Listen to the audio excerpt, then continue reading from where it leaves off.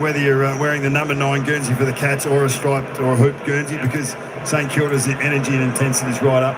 And watch the progression of Shannon Neal. 23 goals, 11 last year, 15 games, a goal last week, and he's put that through as his team needed.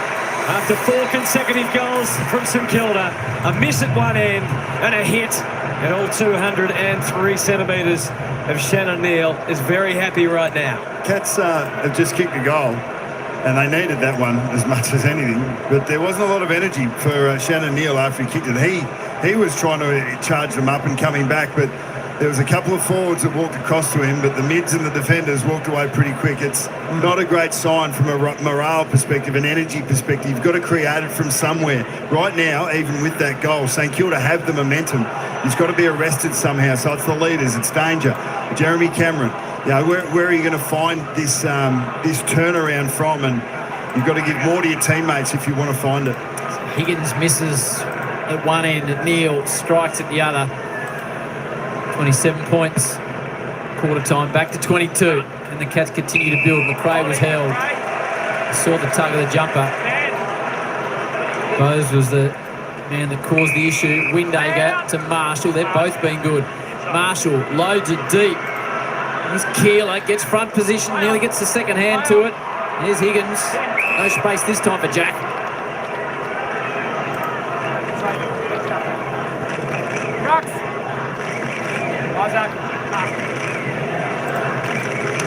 Keeler just shoved aside from Blitzard only as far as McRae. Jones centering ball is really good. So once again, Jones completely out the back, and his opponent, Mark O'Connor, just gets absorbed too deep into the stoppage. At that part in that part of the field, and that's twice now that he's been the one to lace up the forward. In that part of the field, you would normally expect a high forward to strike to come up on to the sweeping him, and be his direct opponent. But whether that hasn't been executed or whether they've tried to hold 6 forwards, we'll have to look at the tape to ascertain. Kick the opener of the match to the man from Haileybury College. A wee boy. Directly in front. Eases it into the post. So a couple of real opportunities for the Saints. And they're big misses. You don't want to open the door for the Cats. So best opening quarter against Geelong since 2001, St Kilda. And only the second time under Ross Mark II that they'd kicked 6 goals in an opening quarter. They could easily have had it a couple of times in this term so far. Higgins looked like he was going to get the run of it. Ultimately he does. Windhager again on the hook back to the 50. Wilson stunted immediately by the tackle, but he got it away to Wood, who just tried to pull the handball. It was too late. Mullen got it to Guthrie, but now McRae servicing Wilson into the 50. He heads, and Henry, one hand if you don't mind. And he pulls that one in with style. There's no urgency coming out of the back line. They're trying to kick their way out by kick, receive, contest. Had to kick to a one-on-one there, and the one was Hill. Piercing ball laterally.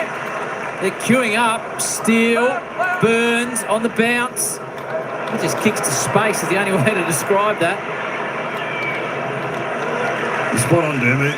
Once again, that square-up kick to the top of 50. We saw Sinclair get one really early in the match. We saw Wood receive that one. That, to me, is a forward line that's not emptying out, that's not getting back to support their back 6. And maybe that's a work rate question, but they're definitely off their tucker, the Cats. They've got to dig in and work here for the next 5 or 10. Square it up. Much better first half from Brad Hill this week than last. He's had 5 touches, and some of them have been pretty important. Nevitt tries to force it out of there again. Burns going to send us St Kilda's way. Into the pocket to Wood, the push and the sharp with Blitzarves. Atkins loves it that way, but Owen's able to get on the end of it. And here's McRae again, slicing one into Higgins' direction, who's drawn a free. The arms around is a sure cue for the umpires. They don't miss many of them. He was circling his opponent, Guthrie, away from the ball, just rotating him, which meant that Guthrie grabs on, watch it here, grabs on with the right. See how he keeps rotating him away from where the drop is? He runs around on the left this time. That's better. 2 goals for Jack Higgins. First multiple goal kicker on the ground. And he's a spark player for the Saints when he's up and running. They can really fire, and that takes it back to 29 points. You talk about urgency for the Cats in rebound. They've only had 10 touches this quarter to St Kilda's 32. They've only had 4, as you can see. He's drawn that really well. I mean, you talk about being able to sniff a turnover and get the space. That's clever. His forward craft is excellent there, and he's been able to make it look like a hold. So that is part of playing the game, isn't it? To use the rules to your advantage. And to be technical, he actually didn't play out the ball himself. No. Let's go down to Cam Mooney. Yeah, a bit of news down here. Tommy Stewart's back off the ground again. We just see him there sitting on the bench. It just doesn't seem to be right or moving that well or freely at the moment. Don't be surprised, it might be a little bit more than just a knock. Obviously, is the sub Garcia for the Saints. Disposals 135 to 77 the way of the Saints. They're going forward again to Humphries. An important hand in play. Clark, reliable Webster. Things with Tommy Stewart off now, I think that the coach will be more comfortable allowing Mitch Owens, they could pull the sub here, Mitch Owens to be the second ruck. He's in the back row. The bench. Yeah, his shirt's coming off here close. He looks like it's about to be made. Well, that is a big story. Hopefully Tom is right to go sooner rather than later for Cats fans. He's done for the night. He's just too big. He's having a real good say in this at the moment, this fella. But they tried him at half forward, didn't they, Dermot? I'm glad the experiment's over because he's one of the best ruckmen in the comp, Marshall. Wilkie on the spread to Stocker. Use that. And does. It was a fitness thing for Marshall last week. I think so, yeah. Underdone coming in. Yeah, but he proved he's a ruckman, firstly. Big fly. He's impressive, this young man. He's a rangy customer for Geelong. O'Sullivan. And they'll split it to the outer side. So Ted Closey comes into the game for the Cats. His 4th game. Been the sub each and every time over 3 seasons. Even looking at the work rate here, the defensive slide of St Kilda across the midfield is far better than Cats break the space. Don't think that's what he intended decoding there. Went to O'Connell, the Irishman from St Kilda, and then into Hunter Clark. So that's a good kick. He's a good decision maker, Hunter Clark. Rolls back onto the left. He was sub last week as he comes back from yet another injury to Windhager, who has contained Max Holmes to just 2 disposals so far. Jones, as they work the arc, forced himself onto the left boot. On the curl, Marshall reaching, Higgins reading and setting up Collard for another. He's kicked 2. It's a rampant St Kilda on a Saturday night. The Saints are coming was the song as they run out, and they are here. I think I just saw Chris Scott's face was lighting up red from the reflection of his coach's box because it would not be looking great. St Kilda are totally dominating. That might have been a throw, but St Kilda are totally dominating a side that totally dominated a top 4 chance in Fremantle last week. They have had 70 more touches than their opposition. St Kilda are dominating the ball in open play. They're winning more contested possessions than Geelong. They're 50 to 39. And they're easy retention as well. They've had 44 marks already. The discrepancy in these 2 teams and the way they've presented at the beginning of this game could not be more stark. Warning against the Cats. Just so you know, the sub has been officially made down here, guys. So Closey now on the ground. Thank you to Cameron Mooney. 6 of the last 7 goals the way of the Saints. Blitzarves has an attempt in the ruck. Does pretty well against Marshall. Stocker bashes it forward. McRae, the Lyncher. Humphries played the distance. And build something off half back through Cameron, who benches far and wide out to Nevitt.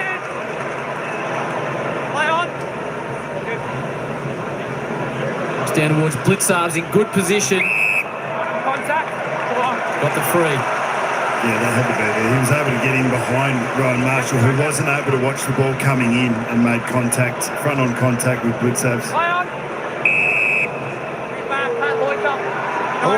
He could play on and then said can't bring it back. Sorry, you can't. He's standing there, he needs to clear the area. No, there's plenty of time. So So Blitzarves is asked to reset. Not a give me, Hutto. They're backing him, Moons. Moons is lacking a touch of faith down there on the boundary. Let's see how he goes. Mark Headbands, mate, they Blitzarves don't miss. lines up, drives it through. Much needed for the Cats. They get their second of the term. Yeah, the Cats have 6 of the 7 highest rated players on the ground, mostly through the midfield or high back. Yeah, Wanganeen, Miller and Sinclair have done a lot of damage.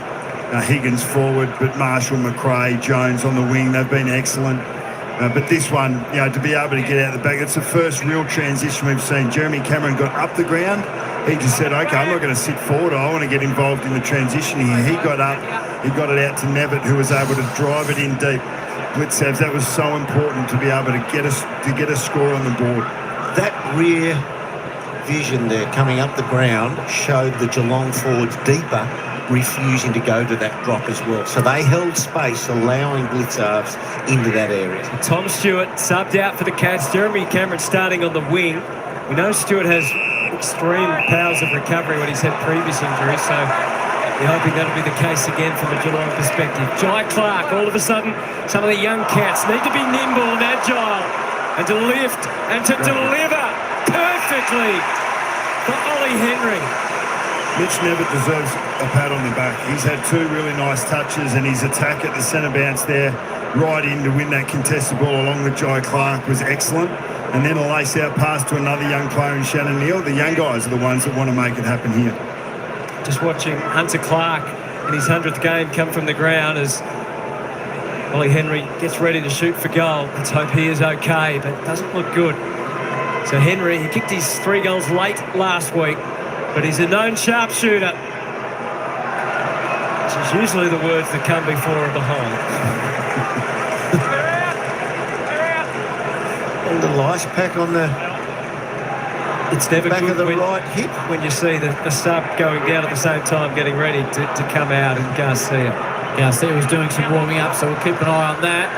Good fly homes. Thought about going, but Windanger. I think he more than thought about it, didn't he? You just feel there's a couple of wins coming here for the Cats. Things have just turned a fraction here for the Geelong team. Thanks on Windanger. Wilkie, Wanganeen Miller nicely in position.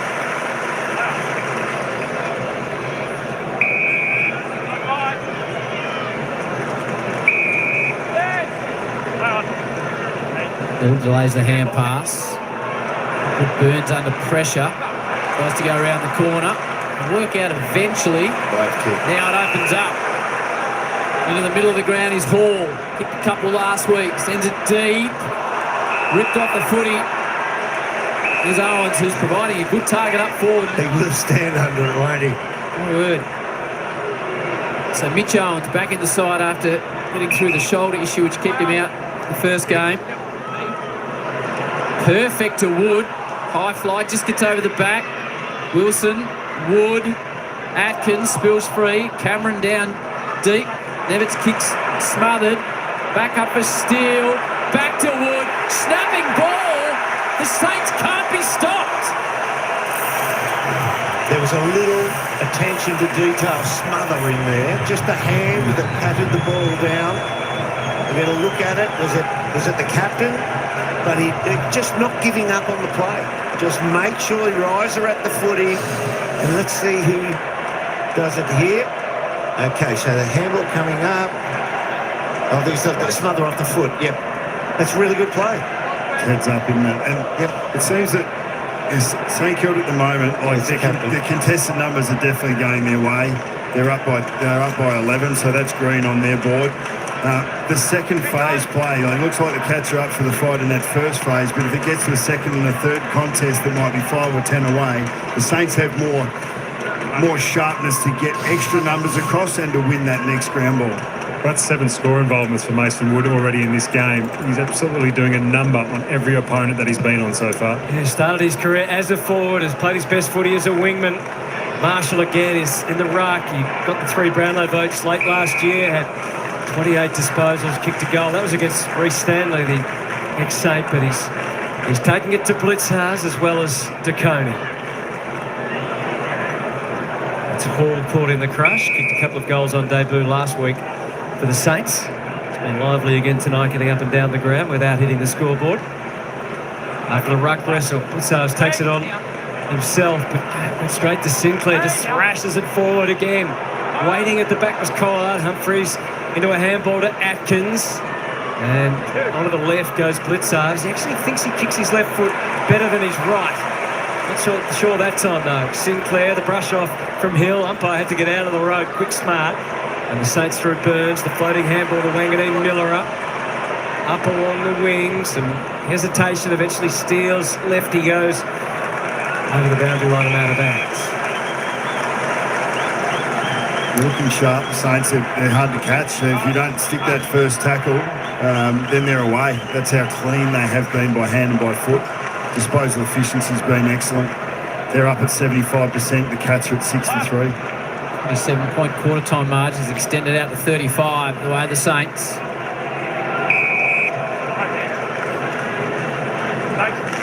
Disposal discrepancy you talked about, Nathan. 148 to 88, so it's plus 60. Big number. Marshall tossed aside. Bowes grabs the footy. Wanganeen Miller went one-handed. Stengel, Burns. Wanganeen Miller has spun. Not sure how he got rid of that. Webster does. Burns works out nicely to McRae. Takes his time with the entry and hits it nicely towards Owens. Provides such a target. A bit ginger after that one. And was helped up by Hall. McRae already 15 disposals, and largely he's looked good with his ball use tonight, Jack McRae. There's the challenge, as we said, returning this forward line, which probably last week without four of their best forwards. Max King still, of course, out of the team, hoping him will return in the coming weeks. Sinclair overwhelmed by the numbers. McRae hunting and helping and feeding to Jones, and Wanganeen Miller inside the arc, picked up by Wood.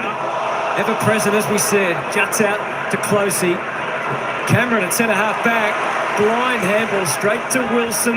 It all is disrupted. Wanganeen Miller, the cool head, the sublime step and skills. This would bring the proverbial house down with the roof off, but neither happened. Saw an absolute beauty from Isaac Rankin today. That's going to be. But that would have been its equal. Humphries has got issues. Higgins providing the pressure. Bowes will be under it. Higgins comes again, close to the line. Wilson wants to keep it in. Just the old numbers in the TV screen never goes astray, does it? One or two shows a candy and then almost the finish. Like your old teammate Darren Jarman there. Yeah, he did have a bit of dance step about him like that. Marshall. Opportunity for the Cats. Puts it out in front. Close. Gets the don't argue. Stengel pushed off the footy. Windhager's a man on a mission with the tackling. Clark's been amongst the Cats' best, if not the best. Chops into Closey. On as a sub in place of Stewart, who's got a knee issue. Now Brian Myers, so good at the inside 50 ball. Plays on. He's going to do it himself, Brian Myers. Not quite. Well, De Koning's been standing on the boundary line here, guys, for up to about 5 to 6 minutes. Cannot get back onto the ground, so they're getting very frustrated down here, Geelong. If he turns and goes, Zach Smith, he's got Wanganeen Malera out. To Jones. Static. Just paused for a moment or two until something materialised, and that something is so pivotal to all their ball movement. Wanganeen Miller, Hill on the overlap. There's two Saints in a panic at half forward. How's Windhager going to use it? He used it creatively. He made the ball go to Higgins. Unstoppable. From every angle they are coming and coming. Higgins puts through a third. Why not? And the Saints are blasting the Cats away at Marvel. Their lead is now 40. You heard it right.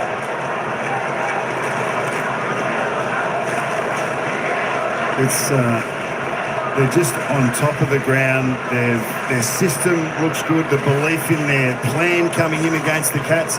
Just looking at the Cats' disposals, and disposals aren't everything. but there's only 4 Cats that have had more than 6 touches in this game, and we're a fair way into the first half. Nathan, they're plus 70 for uncontested possessions. Plus 70. So the 5th highest possession getter for the Cats is Mark Blitzavs with 6 touches. It's to see the Cats side from last week and that performance, and to see them here is to know that football is literally a week-to-week proposition now. Minus 67 is the Cats' worst first half disposal differential. We need to get moving to get inside that. This is started by attitude at the very first bounce. And last week, that attitude couldn't have been hungrier. Well, the coaching sprays don't come very often. Wilkie, here's the important kick. Well, Wade Well coming back. Cameron spilt away from him. Just nothing going right for the Cats at the moment. O'Connor. Jones seems to want it more. Looping hand pass. Cameron. Ripped off the footy. Here comes Hall. Still the pressure comes. Mitch Owens like a wrecking ball trying to run into a couple of Cats. Pollard's trying to do the fancy stuff. Jones takes him across the line. They are everywhere. Look at the Saints fans. Have a look at them. They've risen. They're out of their seats. They are just loving this. They want effort. They want effort, and they're getting it in. Pressure still at 211. Been able to maintain that over a full half of footy. Jeremy Cameron's back with a fight. That's an attempt. That's an effort to try and drag it back. Margin sits at 40. Still plenty of time in this quarter for either more damage or for the Cats to get a couple back. Jones again, head down, bum up. Windhager into the square. The nudge was successful from Henry, and the kick is not convincing, but it does find Dempsey safely. They come away again. High ball out to the wing. It's contagious, this effort. Stocker that time, and copying it. How good. Sullivan. Look at those Saints fans. How good was Liam Stocker? Arms around each other. Got the old Guernseys. They are loving being a Sainter tonight. They've caught the intensity. Let's have a look at this. He's come from his man. He's left his man.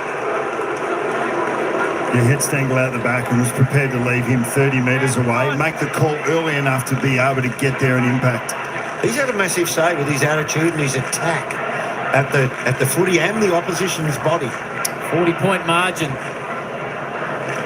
Away are the Saints. 5 to go before the major break. The Cats need a major reshuffle. Holmes round the body. Good spoil again from Stocker. Burns. Almost a little Gaelic kick worked out to McRae.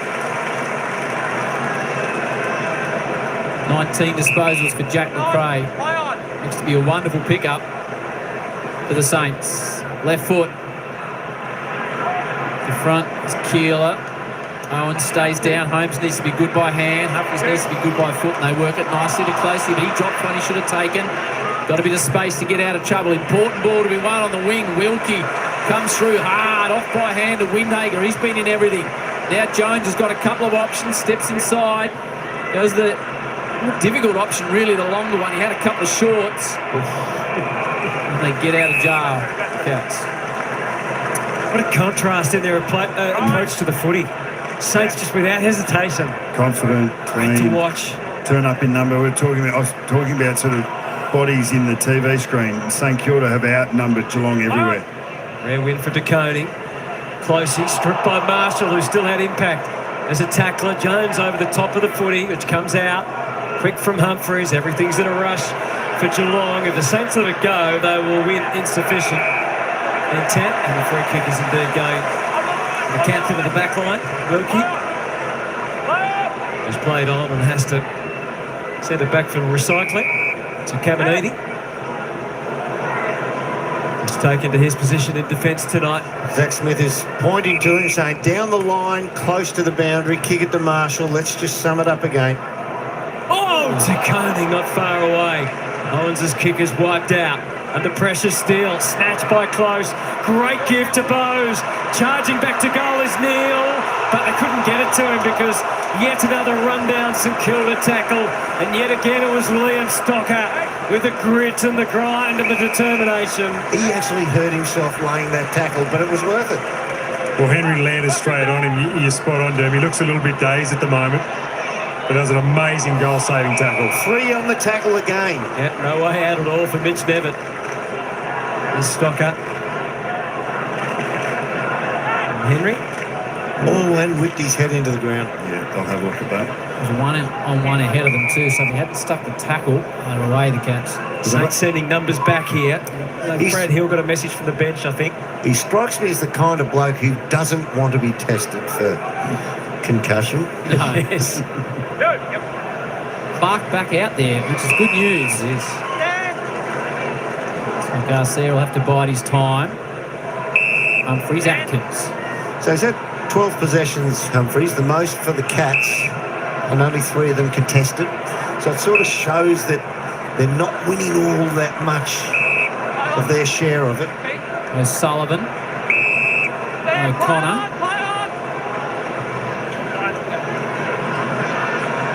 Massive pack of players.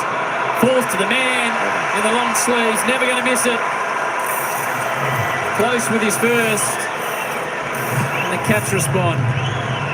That's just their 6th inside 50 for the quarter. So they've been able to kick 3 goals too from those 6 inside. So 5 scores from 6. But St Kilda have been able to back up a 6-goal first quarter with a quarter where they've only allowed their opposition to go in 6 times. Now, they would have liked to have defended their D50 better, but that's not a bad follow-up effort from an offensive, heavy scoring first quarter. But that's good for the Cats. I mean, it was important for them to score, to try and square up this scoreboard in some shape or form, but more so their energy. The next couple of minutes. And I understand that feeling absolutely. He would have loved to have ridden, even squared it up for the next 2 minutes. But energy now with the Cats. What can they do in this next 2 minutes? They just pushed an extra back. We saw them make the move with the throw-in. So it was the first time we saw the Cats actually have a bit of possession. To Coney, to the outside steal versus Dangerfield. Never. That'll be against captain. On the captain. Forced his way into this Geelong team with a strong pre-season. His 4th year at the club. And it's Patrick Dangerfield who is... His papers sort of have forward on him these days, but you know that they can always call on him in the middle, and it's one of those occasions today. Towards full forward. In fact, it was an adjusted kick for Holmes. That was so beautifully seen by Patrick Dangerfield, and the hard bit was executing the kick, which he did as well. For all those players inside forward 50 and defenders in there as well, he got to kick to a 1-on-1. It's a little bit off the line, bit off the line, which was a very smart kick, and Holmes was able to work his man under the ball there and take that mark. So Max Holmes, best and fairest winner last year. 13 goals, 6 he kicked. He needs to make this one. It was touch and go. But it's the green light for Max Holmes and the Cats. A couple in a row makes a big difference to not just the scoreboard, but how they're feeling as they bunch up with 1:16 remaining. Absolutely, and if Ross nearly broke the phone on the first goal, he probably would have broken in half on that one. Look, as funny as it sounds, 5 goals in modern football is not a big difference. I think the phone's gone already. Not happy. Look, and that's you just can't afford to give an opposition an even break. Like St Kilda have been so good, but in the last 30 seconds, every side's going to have their opportunity. Geelong have had their opportunities. They've just taken it. 2 goals in 30 seconds after 3 goals in 55 minutes. So Holmes just 1 disposal in the first quarter under a hard tag. He's had 5 in the second. Patrick Dangerfield's only had a handful of possessions as well tonight. Bounces a bit errant. Marshall looked for steal. Dangerfield came roaring through, couldn't collect it. Clark, Marshall, hands and knees. Scoops it back out towards Sinclair. Opportunity now for the Saints. Owen has been a wonderful target. Well done by Guthrie, though. Brought to ground. Owen still hunting the footy out towards Jones. Interesting after that last goal by Holmes. Windhager showed great restraint. Holmes went to him, verbaled him, pushed him in the back. Then Nevitt came in, went to him. So they're probably thinking, let's try and get under Windhager's skin and take his poise away, and he won't be thinking so much about the hard tag. Marshall laid it down to Sinclair, got one high. 45 seconds on the clock.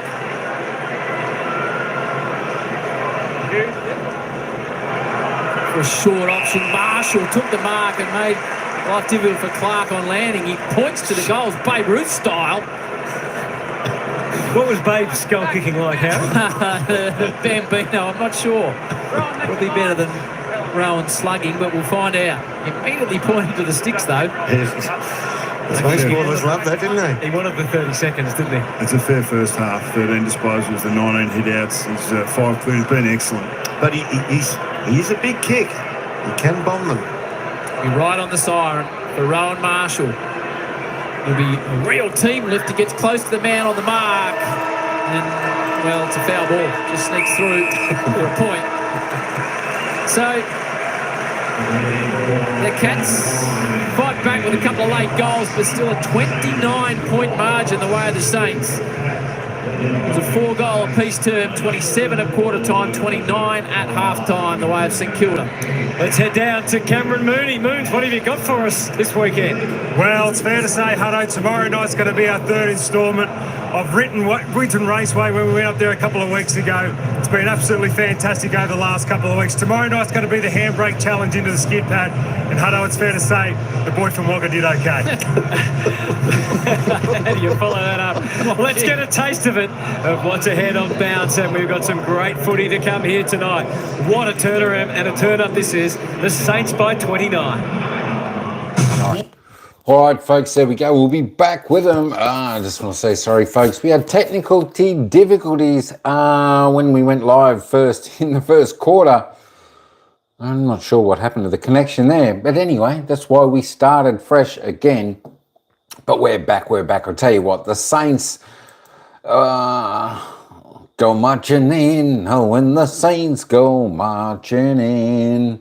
That's what they're doing, folks. That's what they're doing. The Saints are marching on. Their pressure seems elite out there today. I tell you what, some of the chase downs that they're doing are exceptional. And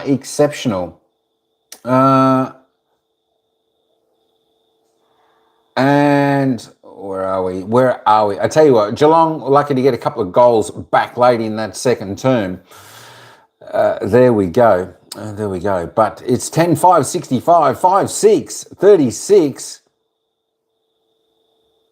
29 points to the Cats. 4 goals, 4 in that second quarter to the Sainters. And, of course, 4 goals, 2 to the Cats. Let's go and have a little bit of a look at the fantasy points, the goals and the disposals. If we've got time, we'll have a look at the team stats before the commentators come back. Jack McRae, though, up until half-time, 84, and Rowan Marshall, 80, scoring pretty good in the AFL fantasy points if you play that game.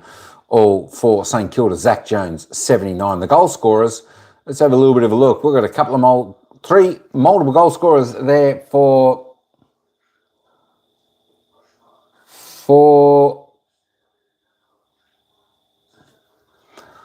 St Kilda, and of course Jack Higgins on 3, Mason Wood on 2, and Lance Collard on 2. Winhager, Sinclair, Owens all singles, and of course for the Catters, Stengel's got 1, Neil's got 1, Holmes got 1, Close got 1, and Blixfars has got 1. They're the single goal scorers for them as well. Looking at the disposal count, Jack McRae over 30 disposals. He's tell you what, he'll end up over 30 by the end of the game. 21 he's got so far up until half time. 11 kicks, 10 handballs, 6 marks, 3 tackles, 5 clearances. He's having a ring-a-ding-ding game, I'll tell you what. Zach Jones, next best on 19. The top one for the Cats, of course, Lawson Humphries on 15. If you have a look at about the top 10, 2, 4, 6, 8, 9. 9 of the top 10 possession getters out on the ground are all from St Kilda. The second best for the Cats is Zach Guthrie on 11. Then all under single figures. Pretty hard to imagine. There we go. Unbelievable. All right, let's roll on down. You can have a bit of a look and see where they're at. Jack Higgins, he's on 9. Mitch Kniff for the Cats on 8. Maxie Holmes on 6. Sam De Koning A little bit quiet there, isn't he? 7 touches. He's had 13 hit-outs, though, for the Cats. Blixar's very quiet. Not sure what he's doing. Paddy Dangerfield, after a good game last week, he's come out reasonably quiet. Look, he's only had 5 touches, 4 kicks and a handball. And, of course, Jeremy Cameron, he needs to get on the board if he needs to light the Catters up if they want to have a little bit of a chance. 5 possessions. He's only had 3 kicks, no score. 2 handballs, 1 tackle. That's all he has had. Oliver Henry, he's only had the 3 touches. Tommy Stewart's only had the 2. There we go. I tell you what, the Cats need to lift. Tell you what, when you have a little bit of a look at the team stats, you'll think, wow, look at that. Look at the disposal count, folks. 211 to 135. It's at 76 disposals in front for the Saints. 40-odd kicks, 30-odd handballs. Inside 50s, 31 to the Saints for 15.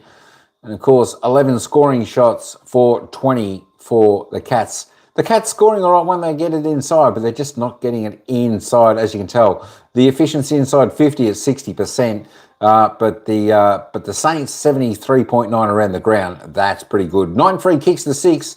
Saints way. All right, let's get back. We'll come back to that in a moment. We'll head back down to the commentators and see what they're saying. 10 of the first 13 goals, led by 40 points at one stage. Badern and Buck's 2 late Geelong goals makes a world of difference. What to make of all of that? Thank you very much, Anthony. Nathan, that was an extraordinary first half, wasn't it? We saw the Saints really come out with great attitude, and then the Cats fought back in the last couple of moments to bang 2 on. Yeah, and in modern footy, who knows what's going to happen in the second half, but the energy was definitely with the Saints, and their pressure all across the field was exceptional. Last week they were 166, which was the lowest pressure rating of any team in round 1, and they're 218 in the first half, so that's a massive turnaround. Yeah, huge turnaround for them. So let's have a look at the Maccas halftime highlights, and of course we'll be focusing on the Saints and just how they've done it on several occasions. Yeah, well, whether it's been out of stoppage or on turnover, they've been able to use the ball and link up effectively with each other. They've gone inside forward 50, really challenged the Geelong back 6. They haven't been able to get any foothold at all. We've seen Tom Stewart go off, and that change has definitely unsettled Geelong's back half, but the Saints have just been able to find time and space to find the right option going inside 50, and they've been able to finish well. And it's a great attitude they came out with.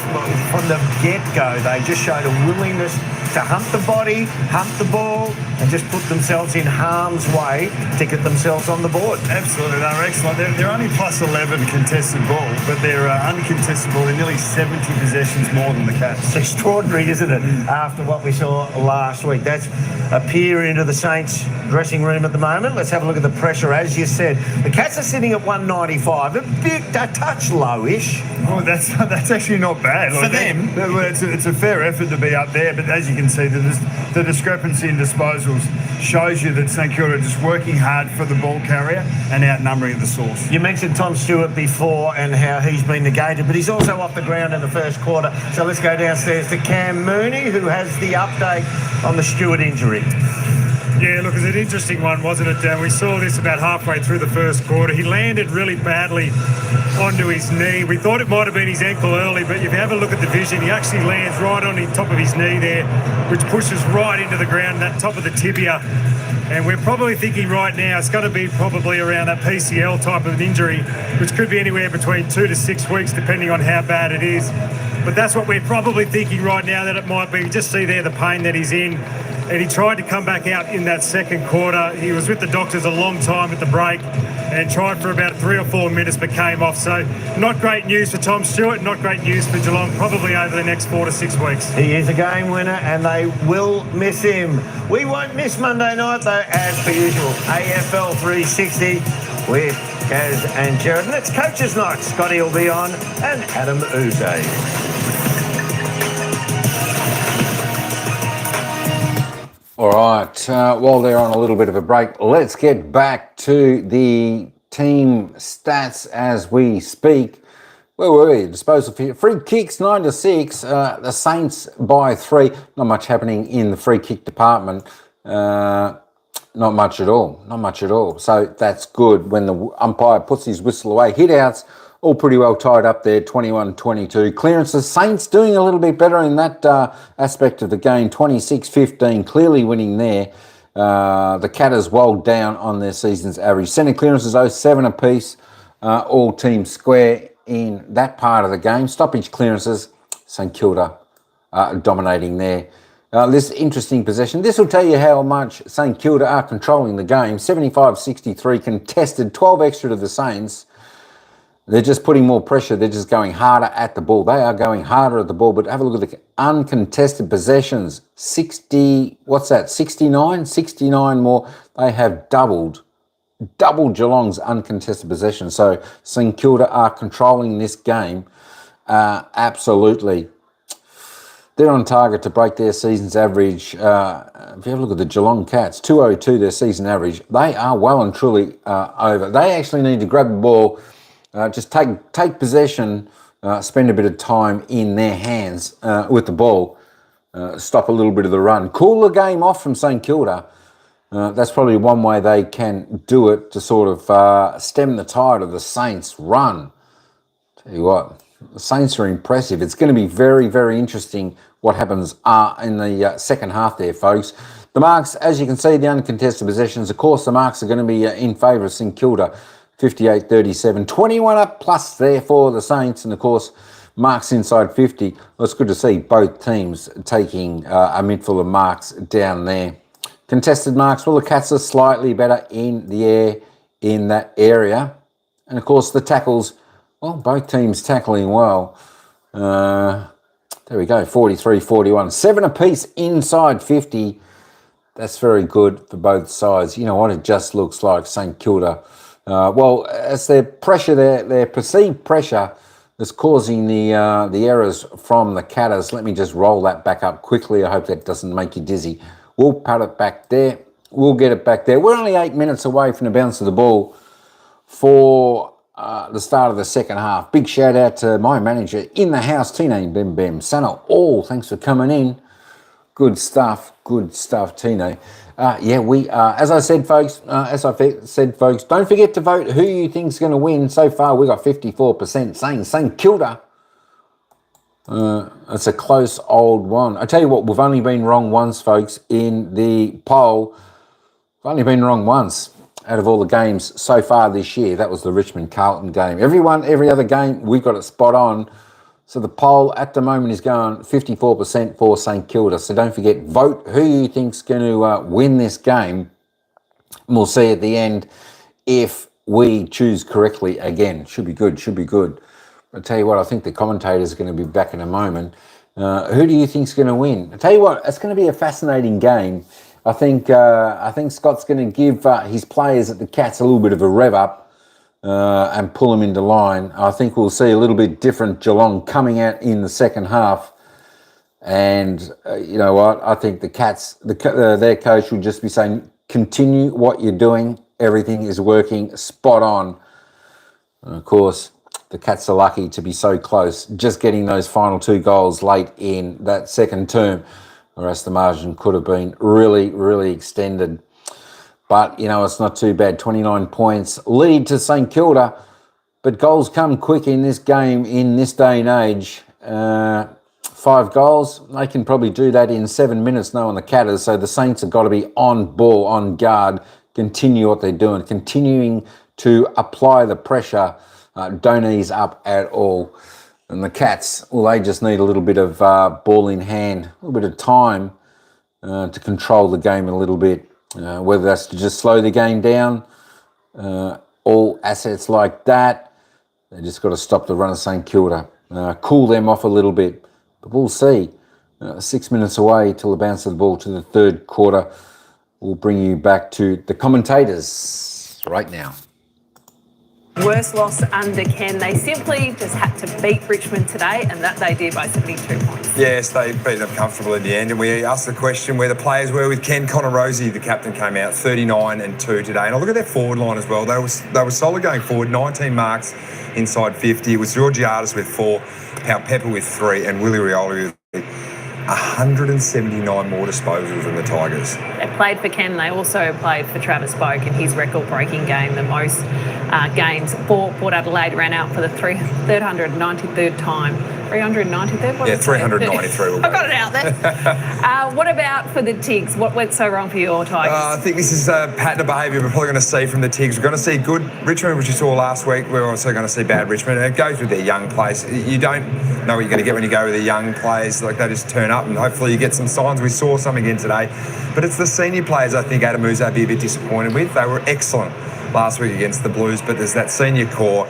Tim Taranto had a down game, and unfortunately they're the ones leading the football club at the moment and couldn't do enough today. Okay, the biggest story is Adelaide v Essendon, what happened at the MCG earlier today, and we will have a full debrief of that in our post-game show. But we are back to Marvel Stadium next. Saints fans must be pumped. They are leading Geelong by 29 points. Mark Howard and Anthony Hudson to call the action next. Watching Super Saturday Live on Fox.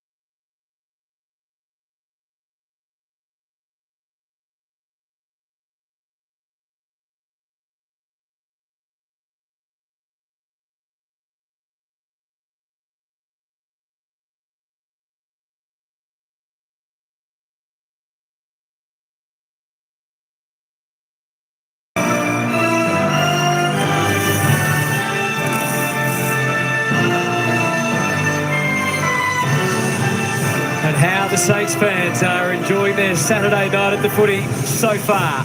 They lead by 29 as we get set for the third term on Super Saturday Live. But the Cats kicked the last 2 goals, and if you look to where things can change, you have to look to their leaders and their stars. Jeremy Cameron, 5 disposals, only been targeted once. Average last year he was targeted 6 times a game. Patrick Dangerfield, we know he's playing less time in the midfield generally this year, but as this game's gone on, he's played more than more. He's had 5 disposals so far, and Max Holmes, of course, has been tagged, kicked a goal in that quarter, but has 6 touches so far under the close watch of Marcus Windhager. So plenty to watch for here, Derm, in this third quarter. Absolutely. So Holmes got forward on him and now outstretched him against Windhager in the forward line late in that quarter. Beautiful centre bounce to split the ruckman. De Koning tapped it down to Nevitt, who can't escape. Well, Geelong thinks Zach Jones is obviously a problem because they're throwing blitz halves on him at the start of this quarter. Push and shove out of the middle, down the throat of Myers, who's up to lend a hand in the middle. Webster, well tackled, gang tackle. But it's Wilkie who's able to get through. He's done such a good job of nullifying Cameron. And now it's Marshall, who's always a problem for Geelong. Owens. Breaks clear of the young man and should run into an open goal. No, I think he fooled his teammates as well as everyone else with the pass at the last moment. And the Cats try to chain their hands up, but again they break down. Almost thrown away by Kilda, picked up by Dangerfield, just dumped the handball to Bowes, who was concerned about what was around him. Steele identified, Sinclair saw the goals and hit the target, struck it with glee. He's kicked 2, he's been damaging, and the Saints get a critical opening goal in the third term. So they've got the ball in their forward half. There's 2 shots at goal that should have gone. They should have scored twice then. Mitch Allen should have got it. But this one again, Nathan, you seen something deeper into that play? Yeah, I just thought, the intensity was pretty good about Geelong, but then Oliver Henry overruns one in their forward 50, and then Marshall, who sat out forward, but then there was a couple of fumbles in their D50 that gave him that opportunity. Cam Mooney, what do you got? Well, Bucks, we just got Liam Stocker just sitting there. He's come off, obviously, with that concussion, of the concussion rules. So we saw that tackle that he made late in that second quarter, the goal-saving tackle. We see him here bang his head on the ground. So he has been subbed out through concussion. Cats looking desperately for something. They clear it out the middle through to Koning. Henry. Webster gets back. Henry's at the fall of the ball. Wilkie set the last goal up. Blitzarves arrives. As Moon said, he's right on Jones at the moment. Somehow squirrels a hand pass away. Stengel and the Saints go off the ground to a contest over the top of Guthrie. Now Owens. He's been a thorn in the Cats' side all night. Back to Nevitt. Nevitt's been good. Guthrie outside of the boot. Drops it inside 50. Henry's run was blocked. There. And the umpire has seen it and agreed. I think even that free kick, that only comes about when your intent to go to the ball looks like a 9 out of 10. Now, he's drawn that from the umpire because he was actually setting himself to really drive at the contest, and that's how he earned the free kick. Geez, you've got to flush this, Derm, from this far out. 37-18 last year. Good call. Just gets too much on it. It's not the kick there. Not from 45 out. It's a really tough kick to that one. And he'll learn about the putting his body between his teammate and the ball.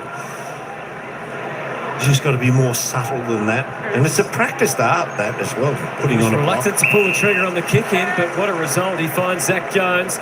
Little handoff, they move it through Burns. Salt Steelers some trouble, but they're staying ahead of the game, the Saints, with conviction, and that's downfield. It's high from Dangerfield, and he went down, did Burns. Advantage is paid. Windhager skipped the kick back in, and Kilda is going to have a shot for goal for his first.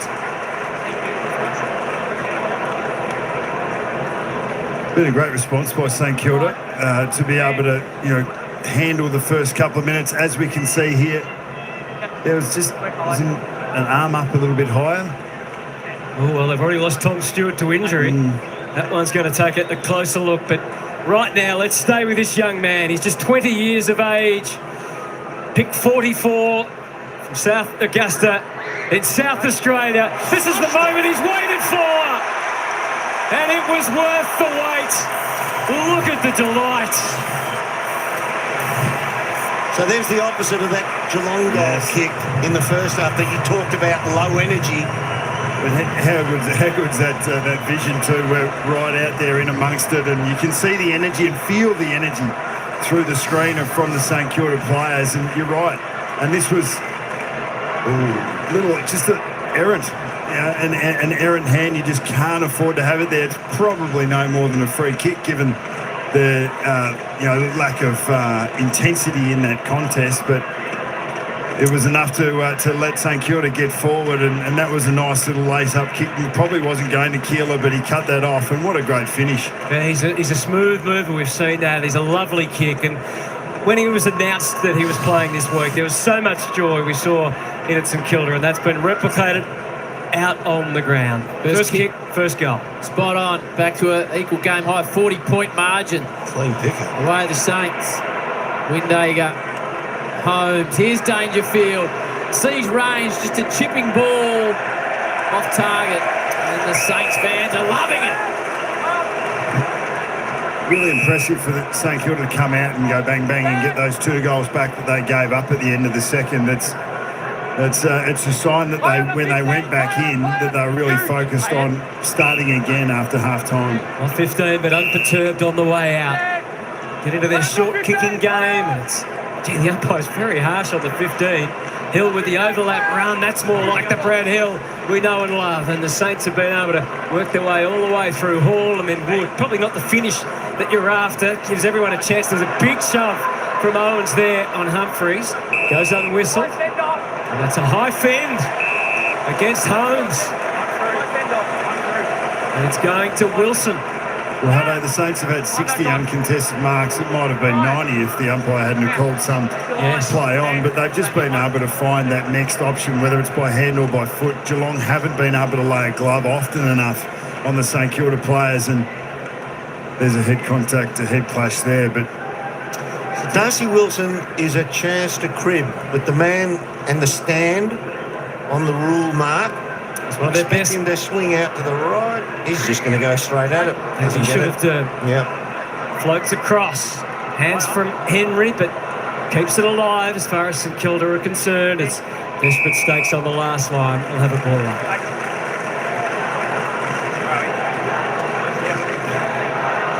Keeler's in the ruck after kicking his first goal. Again for the Cats. You notice now Ollie Dempsey playing right on. He's just on the tail of Zach. Here it is now. Zach Jones backdooring this, getting away from the contest now. Never takes on the tackle, bursts his way through momentarily.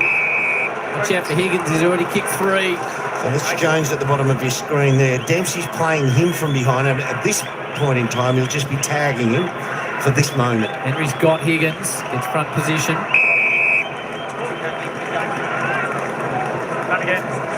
yeah, with the St Kilda forward in the ruck, they get their +1, their sweeping player off that forward. Adkins kicks under pressure, straight to Burns.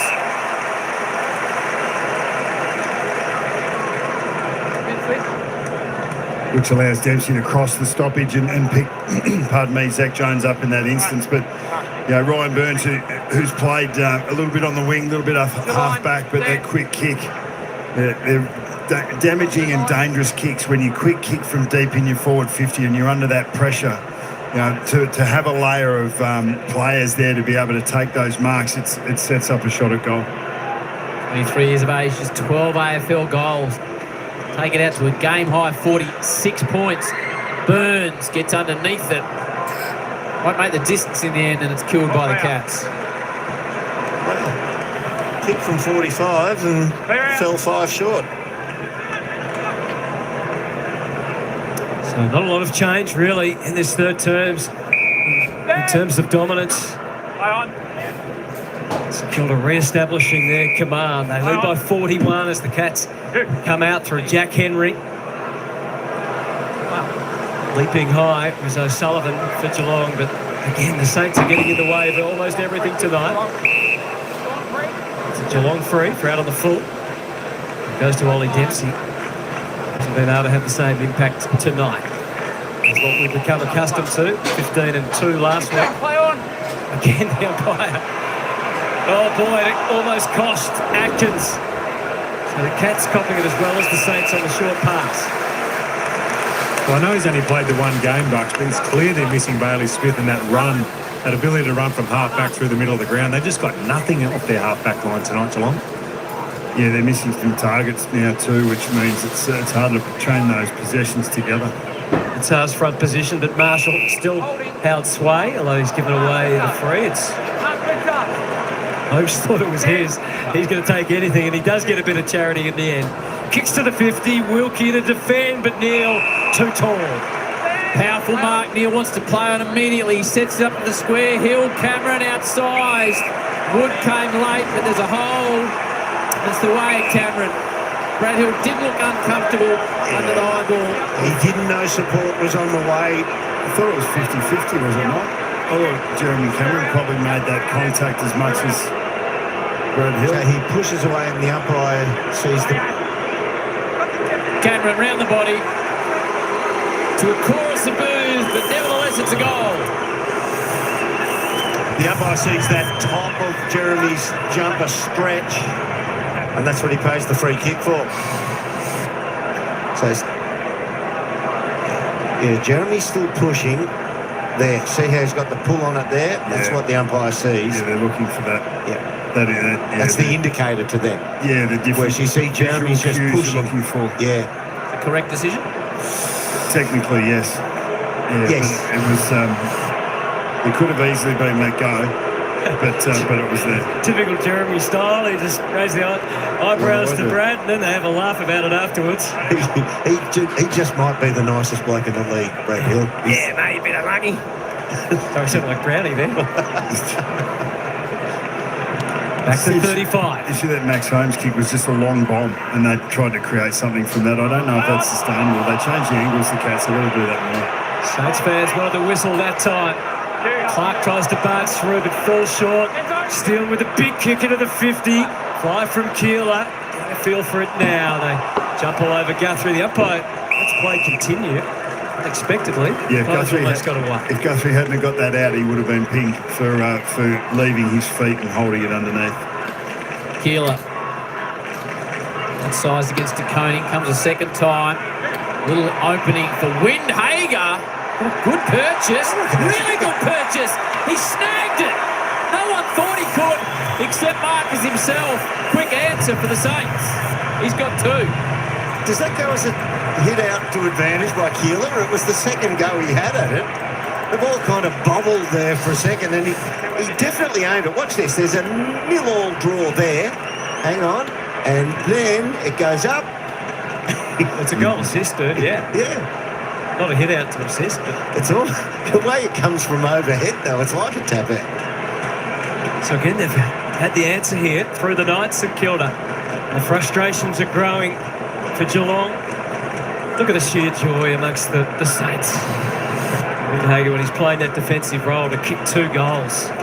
What a bonus. Well, when you take into account what Port Adelaide did to them in the final practice match, it's been a while since they've got a chance to celebrate joy on the footy field. Holmes has his way out of this one. Slams it without any real direction. Pinched by Henry off the pack. Closey for his first AFL goal. The bounce was true, and the moment is his. First goal in AFL footy, and they're all very timely as far as Geelong is concerned. They're going to have to kick 7 or 8 more to even be in this. Yeah, a little bit more energy there for a first game player getting his first goal in a career. So contest there, Ollie Henry, probably a quick give there to Brian Myers, but the instinct isn't quite there in Geelong's game at present, given St Kilda's intensity.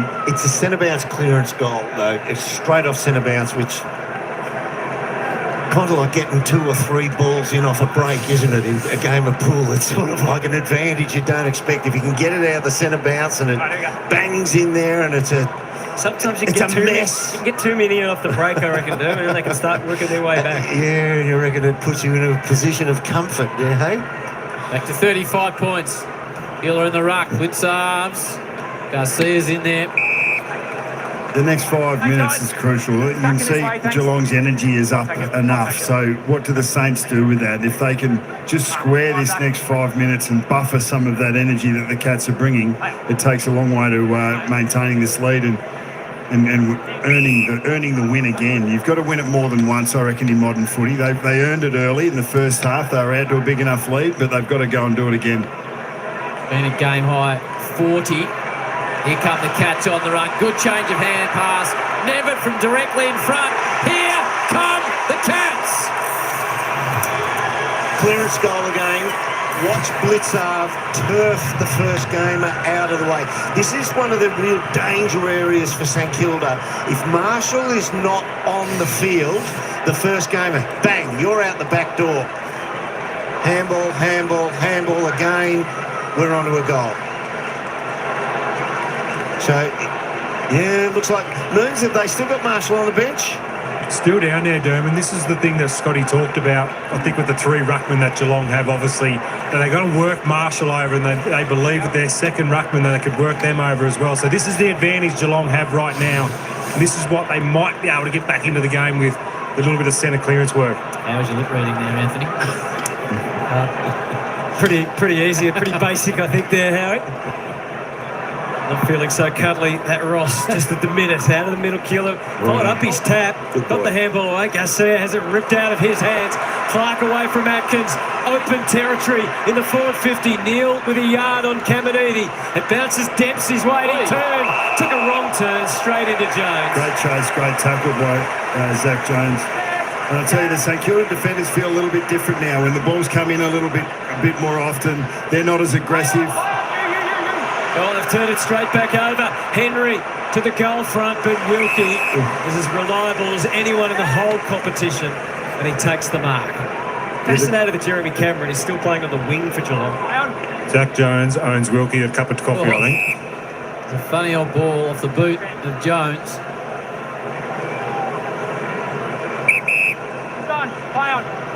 Caminiti out of side, sets it up for the big fly. Straight down to Cameron. Here comes the hand pass again. They're starting to move, the Cats. High ball in from O'Sullivan to a dangerous area. Neil again. The late defensive effort from Wilkie. Yeah, the energy's definitely with the Cats now, and the Saints players are feeling it. So how do they handle this? This is about the maturity to handle different phases of the game. It's asking them to put some chains of possession together and then get the ball down the other end and score. That's the best way to halt the momentum of the opposition. Good stuff. Great insights from Nathan Buckley and Dermot Brereton on a Saturday night. 3 goals, 2. The Cats have actually won the quarter. Oh, the boy Keeler, just on the other side of the wing. I've got that. I'm watching there, not the ball. He's pulled up. He's done a hamstring in motion. You're right, Derm. Just after he kicked his first goal 10 minutes or so ago. Already used the sub as well with a stock of concussion. It's not going to help the ruck situation. That means Owens is into the ruck. I hope it could be cramp or something, but unlikely, isn't it, the way he moved? He just stopped. Myers wasn't committed to taking on the St Kilda gritted defence, so plays it back instead to the experienced Mark Blitzarve. So no reason to think he won't go on and become a 300 gamer. Ollie Dempsey's out the back on his own. Cats team. Here's Closey, fresh from his first AFL goal. Henry and Neil, who's starting to loom larger and larger down there. He's trying to get down the ruck contest, He said, I want it. Marshall's waiting to come back on. There's a long way away. It's gutsy stuff. 30 seconds ago, I thought he was ready to call for the stretcher. You had him out for a month, dude. Hopefully it is just cramp. Let's have a look how he goes. 28 points the margin. Cats on the move. Cameron was on the move. Dangerfield tried to find him. Saints are still on the job. Keeler got a handball. He's not in the contest, though. He was just non-competitive in that tap out. He said, I'll go for it. But you just watch, he's leaning on his opponent and letting the opposition ruckman go straight to the ball. But this is where you find out about yourself. You can't rotate. There's no interchange. You just got to find a way to get it done. So he pushes him off to just pushes him out of the way. He's got a holding the ball. That's good. See how his kicking motion goes, Derm. You'd be sniffing for a handball receive, would you? Oh, yeah. You're on high alert for a flyby. He's fine. No problem to the outer side. Good spoil by Cameron. Wood comes back the other way. Will Hill centering ball to Steele. Yeah, that was important. And they do well. It was Webster that set it up. Now there's some run through McRae. Inching ball forward to Hall. Patient build up by the Saints. Waiting for jumpers to stream forward.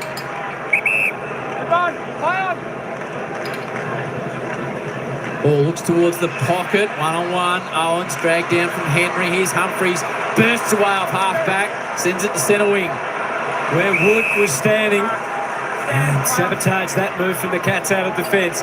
Into the middle to Burns. Higgins is loose inside the forward 50. It's a matter of trying to get it to him. Out here on the wing. Yeah, just take it on here. Hands of the right man, and Higgins on a long lead. Bringing in Miller tries to follow up and receive it again on the overlap. The Cats are pointing everywhere. Higgins is pointing into the pocket with his kick for Owens, who floats over the pack, and the footy goes off hands. That ground ball win by Jack Steele when he was under a little bit of heat to be able to just control that made the difference between the ball going back into your defensive 50 or now being able to control territory. Saints lead is 28 points. Free kick to the Cats. It'll just ease the squeeze.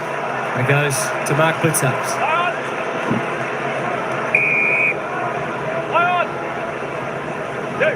Humphreys, piercing ball is good to Henry. Myers. And Wilkie's down the line, so he's going to have to change the angle here. Tries to spear one down. Here comes Wilkie, gets a hand on it. The Irish, in his second game, overruns it. And Liam O'Connell. Collard kicked a couple of goals, his first and second. Now Hall, that's good to McRae. Bit of a build-up straight to Hill. Normally good by foot, eased into the pocket. Cameron, who spent an enormous amount of the game either on the wing or the defensive 50, sees it across the line. Got any explanation for that, Dern, as to why Jeremy would be so Just far? the matchup. To get him into the game, yes, that's the obvious thing, but it's to play as a winger, drag Hill when they get the ball forward, just get a mismatch. Their wingers basically play like forwards when they're in their front half, but they just haven't been there quite as often. He's 50-50 wing forward, we're told. Good pick-up, interesting handball. Not sure if it was legal. Holmes got them going. Myers links up with Closey. Cats on the move. A bit more certainty about that ball movement at the moment. Stengel, abundance of options, and he chooses the biggest man. Might not pay it to Neil. A drop that he's caught. Saints fans thought it should have been holding the ball. Jones tries to get the go-ahead handball. Instead, it's stuck under there somewhere. Webster crashes through. Now, did he try and get rid of the footy? The umpire very kind. Very kind. That's a big error. He must have grasped it as a chesty straight down. But once again, never great tackle to hold the ball in the forward 50. He's been great. Big moments in the match. Wood, city side ball, bobbles along in front of Owens. It was a really promising transition for Geelong.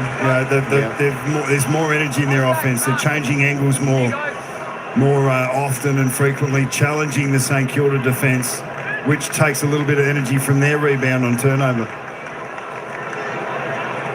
Dangerfield does well to Myers. Forward hand pass, Dempsey.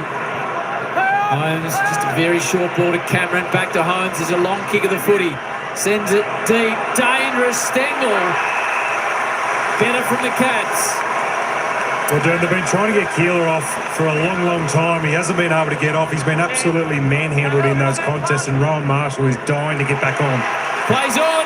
3 in a row for the Cats. Stengel gets his second, and they bring it back to a 22-point margin. Well, he comes off now without a limp, so he... Gee, I thought He's exhausted, Dern. He's absolutely exhausted. He definitely favoured his leg previously. This is a great kick. Depth. He knew that the numbers were on the fat side. Well, the greater advantage to Stengel was at the fat side. Webster, he was forcing close under the footy. He's Stengel's direct opponent on most occasions. Just found a different matchup here. Max Holmes has lifted. He's had 7 disposals in the third quarter, and the frustrations starting to show in the St Kilda box. Brendan Bolton, he might be the new Dean Cox just for John Longmire. Copping it from Ross. Out of the middle. McRae, an important clearance. Owens gets a clear path to the footy. Matched by O'Sullivan in the air. Hunter Clark in his milestone game. O'Sullivan batters it away to Nevitt, who read it well and feeds it to the inside. To Coney, you can hear the excitement building. The kick, though, a little too strong. Holmes, if anyone could keep it in, it was Max, and he did to Myers, who can't quite escape. They all manufacture an effective handball. Windhager wins it back decisively for the Saints. Mason Wood even using his right boot. That's a rare...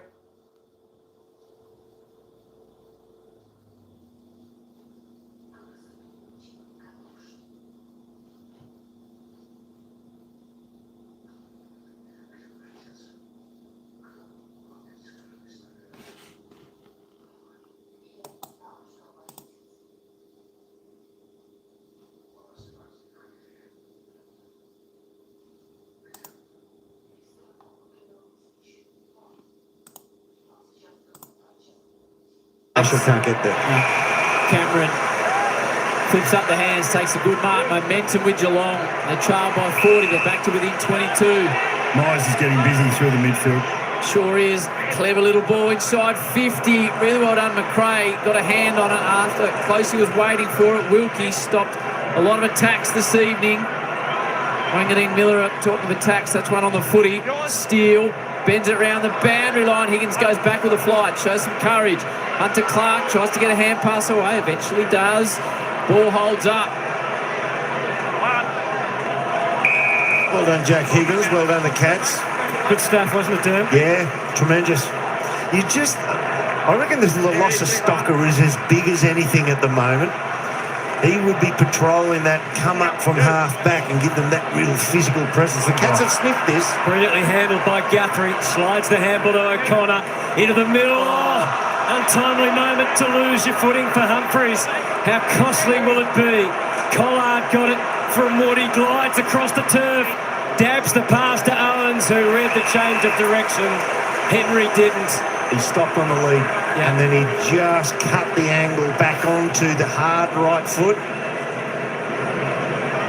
And Geelong will be lamenting, Humphrey's slip in the middle, but this is what happens when you put yourself behind the 8 ball the way that they did in the first half. Everything needs to go right for you. Yeah, they're chasing the game, aren't they? So every goal St Kilda can post could make all the difference in the end. A welcome return to the team tonight for Mitch Owens. He's always a handful. Can he finish off his work? It drifts and, in fact, falls well short. And SDK takes the mark. 4v2 here if he uses a short. Alexio Long instead. Big fly from Marshall. Caminiti at ground level. Quick hands. Wilkie hopes for Sinclair. A little bit too much on it. Here's a ball to be won. Holmes comes steaming through the other way. Really well done by Wood. Sinclair gets another opportunity. Owens! Quality inside 50 work from Sinclair. Once again, a perennially an underrated player, Jack Sinclair, and his use by foot. That's why he can be a midfielder, but they just love him off halfback so much because he sees the game ahead. He was able to sense where that space was and drew Mitch Owens into the part of the field that he needed to go to. Big opportunity this for Owens. Kick the second of the match. Directly in front. Squeezes it home. Back out to 28 points. Big goal from Owens. Let's have a look at the Bunnings build-up. Wonderful inside 50. See, look at when Sinclair gets this ball. It feels like in that moment he's under pressure and is he going to blaze away? So this is turnover. Bang, right now. Does he blaze then? No, see him do that little check with the ball. He waits to see what can unfold ahead of the footy. His footy, see the little, it's almost like for a kick, it's like a fake pump handball, But he takes the 2 or 3 extra steps and puts it to complete advantage, as you've described. Well, not every player has the ability to know that they've got that step or two. They feel perceived pressure, and that's ultimately what affects the disposal. But he's been in that situation often enough, and he has that as a talent that he brings to the table to be able to finish. It's a couple in the win over Geelong in round 23 last year, and he's done it again tonight. McRae can't underestimate his value tonight. Sends them forward. There's a blind handball. Allows the Cats through Jack Henry to just get a handball away. They're not out of trouble yet. By Holmes blasting through. Sends it out to the wing. Too strong. Been good. Young man close, and he's a tough young man. Off to Dangerfield. It didn't look pretty, but it's pretty effective. O'Connor got it from close. Doesn't take the shot. Maybe he should have. Neil had close attention, and Wilkie knows how to absorb the pressure. So that's what you're saying, Nathan. He made up his mind. He was passing, and even when it got to the death, when it looked like it's going to be a tough pass to make, he couldn't change his decision. Mate, you're 40 metres out with no one on. Kick the goal. Kick the goal. Big 90 seconds coming up in this third term. Sinclair has been outstanding. 2 goals and 6 score involvements. Was that a push? Play on was the call. It was, but Bigo disguised it as an accidental fall. And that's high on the experienced McRae. 3 goals in the first half to Higgins. Back out to a 28-point margin. 29 at the major break. Fly from Henry. So for all the effort, the Cats are winning this quarter by 1 point. You talk about the Stocker omission making a difference. This young fella, since being subbed in, has been excellent. Danger in good position. Look to ground, Wangan Miller. He's had 8 touches, taken the ball inside 50 a couple of times. He's been lively. Marshall just grabs it himself. Tumble punts it towards the line. Problems. 31 seconds to negotiate for the Saints defenders here. He's come off his mark, so he has to kick in haste. No, oh, there you go, Closey. Jumps up and takes the mark, so Cats losing one of their stars in Tom Stewart. And it was interesting that they didn't go for Mitch Duncan, who was one of the 30-plussers, closing in on 300 games. He was one of the emergencies, but they've got the faith in this young man. Gee, that was a good mark. He actually got rid of Mason Wood with his left arm. He just fended him away from the drop of the ball. He's shown his toughness already. He already has an AFL goal to his name. It's becoming a big night. Unfortunately, it's just gone the wrong side of the post for Ted Closey, and the Cats get only 1 point closer at three-quarter time. All right, it's the Saints by 27. Can they hang on? Every night is big on Fox Footy. Sunday night, chance to relax and have a laugh with Cameron Moody's show, Bounce. It's a bloke called Gaze and Dunstall as well. And then first crack with all your analysis, Kingy and Joey with Jay Clark. So much fun. All right, folks, there we go. Three-quarter time, just when we thought the Cats were coming back. Well, they were, but the Saints, they are hanging on to grim death. They are hanging on like grim death and doing super, super well. So it's 14-6, 90 to the Cats, 9-9-63, 27 point in front of the Saints. Can they hang on? I tell you what, if the Cats get the first 2 goals of this final quarter, she's going to be very, very, very interesting to see if the Saints can handle the pressure of the Cats coming. The Saints can get the first couple. It could be lights out for the Cats. Yay, Sunset Wanderer. Hey, hey, hey, what's going on? What's going on, Paul, over there? Hopefully you're doing well. Hopefully the ankle's getting better. But I'll tell you what, we've had some interesting games there today, Paul. A couple of blowout games. This is the tightest game of all, and we do expect maybe the Cats to come back, make a fist of this game within the final quarter. I tell you what, it's a cracking game. Just when you think the Cats are coming back there. What do they score? 4 goals, 1 in that third term, the Saints. 4 goals, 3. 4 goals, 3 in that third term. So the Cats won that with all their work, so they did well. Let's just have a quick look at the goal scorers, see what's changed here. Still 3 goals to Jack Higgins, 2 to Mason Wood and Winghager. Stengel's got 2 for the Cats. Sinclair, Owens, Collard 2. Neil, Nevitt, Holmes, Closey, Cameron and Blickstars won for the Cats, and the singles for the Saints are Kilda. There we go. Let's have a quick look at the disposal count. Oh my gosh. Let's have a look at the disposal count. And of course, Jack McRae still on top. A little bit quieter in that third term, but he's still got 29. Still got 29 on the board disposal count.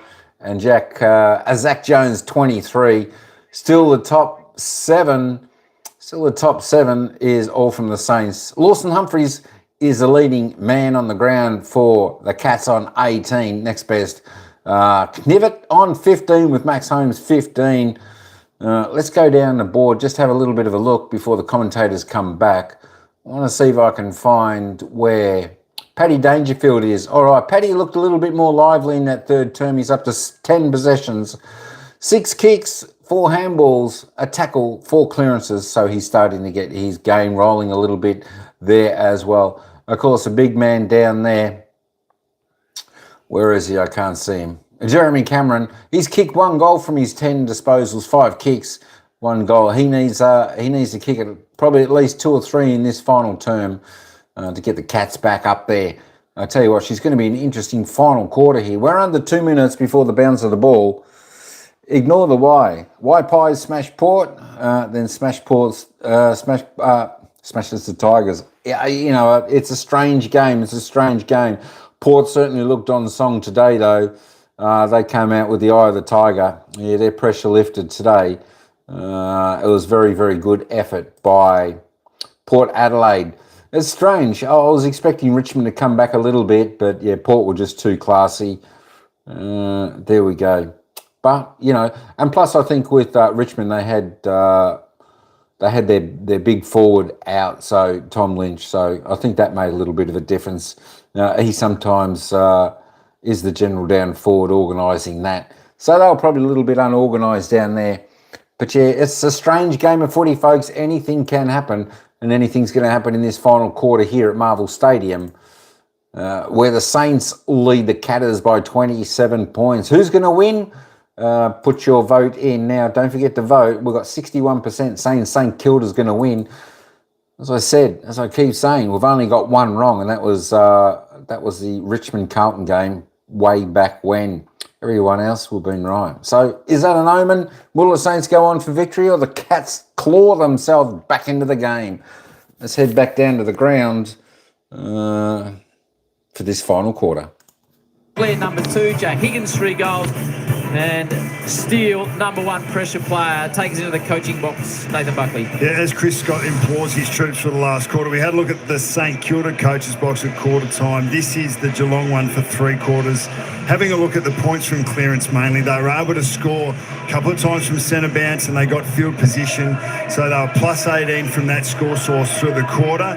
And then we go down to inside 50s. It gave them territory, so plus 6 for the quarter. They actually had 18 inside 50s in that quarter, only had 19 at half time. And as you can see there, the last 10 minutes, the bottom right-hand side, 193 pressure. In the last 10 minutes, they came to the party. Now it's a real contest. They're still, you know, best part of 5 goals behind, but they're in the contest, and we know what can happen in modern footy. They've energised the game, they've given themselves a look, and now St Kilda have to respond. Cam Mooney. Well, it's all about Rowan Marshall for mine, guys. Doom, you touched on it. They had a really poor pre-season game. Round 1 was poor. Tonight, Rowan Marshall, he's the man that's going to get him over the line. 20 possessions, 24 hit-outs, 7 clearances. He's rucking by himself. This is a huge quarter for him. Spot on, Moons. Final turn then. Huge occasion for St Kilda. They lead by 27 into this final turn. The Cats trying to scrap and scrounge it forward, but they run into a dead end. Sinclair, who's been immense, and speaking of immense, Marshall marks, Jones charges and delivers to the lively Owens. Now Killer on the move, down on the goal line. Wanganeen Miller, one of the best kicks in the comp. He sets it up for Killer. Not quite. Sneaks a little handball out to the ever dangerous Higgins, who has 3 goals under his belt. Guthrie does just enough. It's about the fourth or fifth time that the Saints have quick kicked out of pressure and they've had a midfielder who's seeped forward of the contest. Jack McRae's done it a couple of times, Marshall a couple of times, and it's actually given them a +1 going into their forward 50 against the Cats' defence. Cats hug the boundary line through the Dempsey hand pass. Mason Wood, nice pick-up, although just hands it straight to the Cats and Stengel. Home start of the chain. He continues to run as to Dangerfield. Straight through the hands of a Saint there. Good tackle in the end. Danger started in the guts and he'd be set for a big first 5 or 10 minutes to see if he can impact field position and give Geelong the upper hand. Caminiti, who was caught with the footy. Holmes and Myers, amongst those that really lifted for Geelong in that third quarter, both had 9 disposals. Well, it's funny, Bucks, because I watched Chris Scott and Patrick Dangerfield speak one-on-one for about 5 minutes in that break. So clearly he's giving him the message to go in there and win this game for them. Dempsey goes long without real direction. Mason Wood stepping back to take the intercept mark. Really well done by Caminiti then. He just put a natural body block on the Geelong forward coming up who could have affected a spoil against the St Kilda defensive mark. Windhager made himself useful on the way out. Burns still to make a decision. He goes short and risk-averse, but it's good enough. More of the same. Marshall marks from Windhager. There's one over the top to Hall. He won't have much time to think about what's next. Is that 15? No! Be consistent, that's about all you can say. Yeah, but now the umpire calls it no prior. I don't get that we're the only sport in the world who feels sorry for people who misinterpret the call. The only time they don't feel sorry for them is when they slip over, Durham. Keeler, back to the goal square. Multiple hands. Higgins kept his feet, but he may have done a big shoving first. We got pinged for one. He is almost the best in the comp at being able to fudge the rules for it to suit him. He's very hard to adjudicate, but that was the right call. Cameron again. Deep in defence. Pretty hard to disguise that one. Yes. Got away with a couple earlier on. Aggressive ball in the middle of the ground. Myers makes it better than it probably was. Now Henry just puts it out nicely. Long ball deep forward from O'Sullivan to a good area. Blitzarf stood up in the marking contest, goes to close. Good spoil in the end. Jimmy Webster, brilliant. Just to get hands on the foot, he stopped a certain goal. Another ball in from O'Sullivan to a dangerous area again. And one of the big blondes with a headband was sure to get it. And this time it was Dempsey.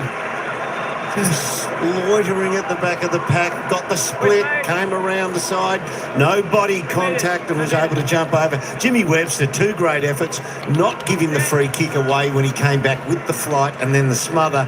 But the Cats are able to regather and pump the ball back in there again. And Ollie Dempsey with the grab. 10 disposals for the night to give the Cats some belief. And directly in front, just toe pokes it through. Back to 21 points. That's a hard-working winger right there, Bucks. You spoke about it tonight, haven't you?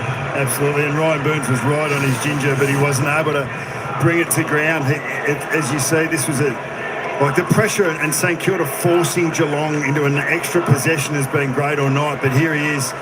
And that to have that aerial with the ability to cover the ground up and back, he's a smart player, as you've said, Dern, but that's a great aerial contest. It's a contested mark as a winger who slid from the fat side and crosses the middle. Not often where a winger will cross to the other side of the field. He's crossed into the skinny side of the forward 50 to be able to take that mark.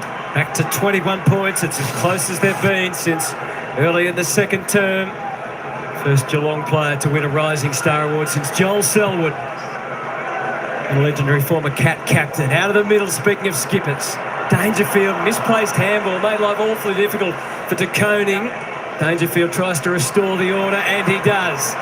In a way that only he can. Close, jams out of there. Wanganeen Miller is off and running. Takes a detour to buy a bit of time. Allowed Jones to charge on forward, having a big night. Owens was set up there. Guthrie doesn't mark, but O'Sullivan gaining confidence. Owens never out of it. Excellent. Gee, that's good. Fantastic smother. You can see Geelong are coming, but St Kilda aren't giving up on it. Their pressure's been really good. But some of the Geelong youngsters, O'Sullivan, Nevitt, have really stood up. Holmes is handling the tag better, had a really big third quarter. But the Saints' effort and endeavour, they're not going to give this up. Wanganeen Miller was going to take him on, then he realised it was Holmes and had to backtrack. It's a shallow throw-in.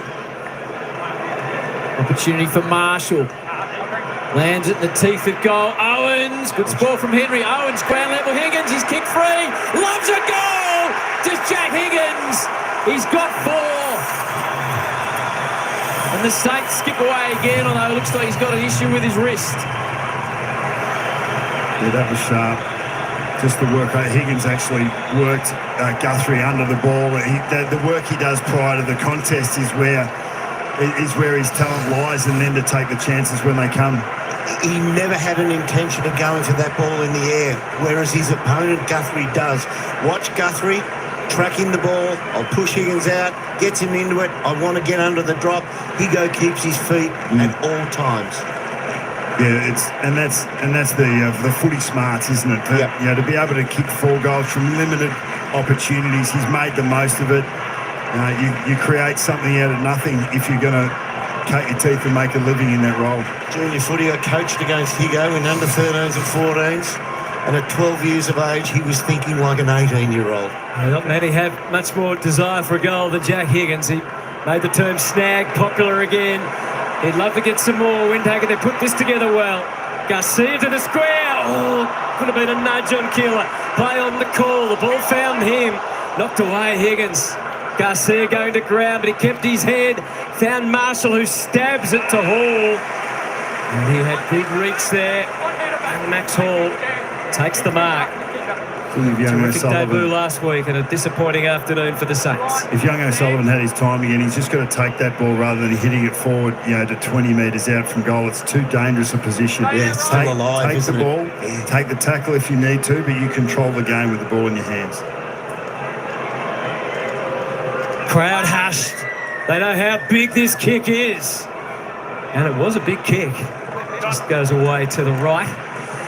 Spoke about Marshall, 3-quarter time. He's had 5 possessions, leading everyone in this quarter. He's been outstanding so far, the big fella. He will need a break, Moons, and it is going to have danger written all over it for the Saints. The Cats will seize that opportunity when Marshall is off the ground. Well, that was where Geelong got back into him that third term, wasn't it? Yeah. Keeler out on his feet in his last stint in the ruck. Might have to step up in his first game. Burns. Just really want to get it to Wood, who's been good. Back to Marshall. He's racking them up. Big Rowan. Doesn't really favour the forwards. And the likely looking Connor O'Sullivan takes a good mark in defence. Playing just his 3rd game, played the one in his first year last year. Here's Jeremy Cameron in the back pocket yet again. He's playing on the wing still. He's playing with a very aggressive mindset with his field kicking. Pays dividends this time. Clark, even numbers in the air. And in the air, Henry. Leapt and marked. Dempsey's run hard to the square. He's calling for it. There's blitz arms as well. He had the best play on it for Geelong, but Marshall a thorn in the side again. A fumble from Webster. Close and aggressive handball. And Closey might finish it for the Cats. With skill, he's kicked his second. And he's having a big night. How hard did St Kilda make them work to find that goal? It looked like Geelong, when Henry took that mark, were a +2 in front of the ball, but Marshall was good here. Marshall gets all the way back. They just made it difficult, and even that handball makes it clear, I suppose, to get a shot away, but you're still 1v3, and that young fella needed to make something of nothing close in the end. So Blitzarves, that's really intelligent football, because before he's received the footy, he's already scanned. Where's the space? Where's my teammate running to? So he knows that he cocks that to hit over his left shoulder. He used to be throwing it.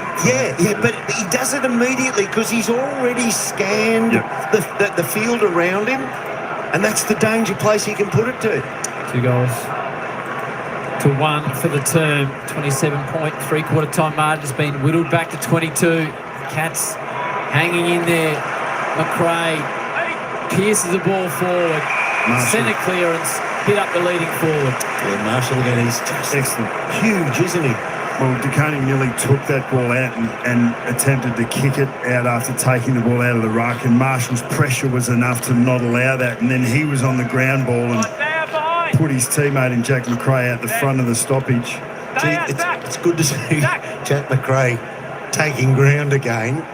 He's so good at just giving it off short, but to take the ground, honour the lead. Kicked a couple Owens. Not happy with it. Drifts across. Just thinking during the week about Jack McRae's going to find his 30. And yes, he can take ground, but it's how the runners around him take advantage of his ball winning, and it's worked really well tonight. Goes to Dangerfield again. Windhager steps in. Bit forceful with the hands. A fumble from Bowes. There's Wilson against O'Connor, who took a couple down with him. And in the end, Collard takes it out. But the clock becomes an issue soon. Not quite yet. 13 minutes still remaining.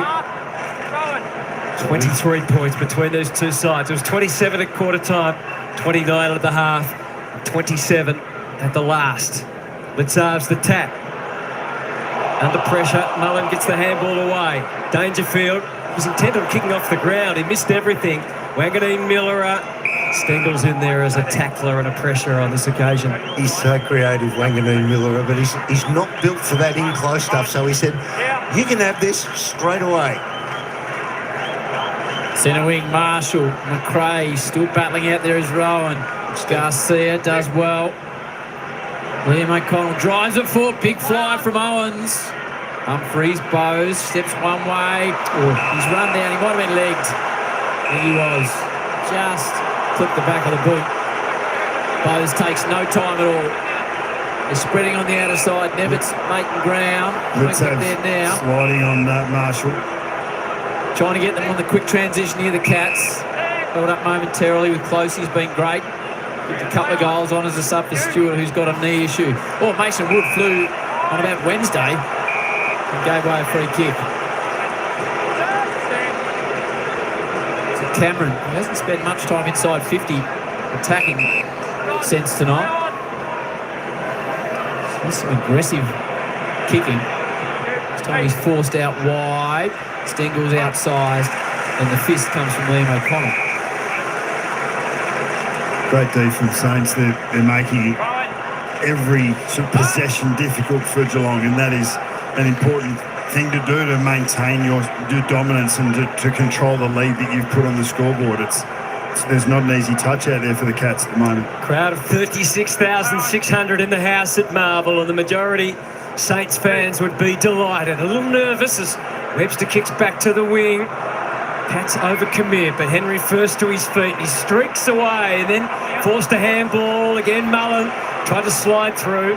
Myers sets it up for Neal. Dempsey waiting at the back.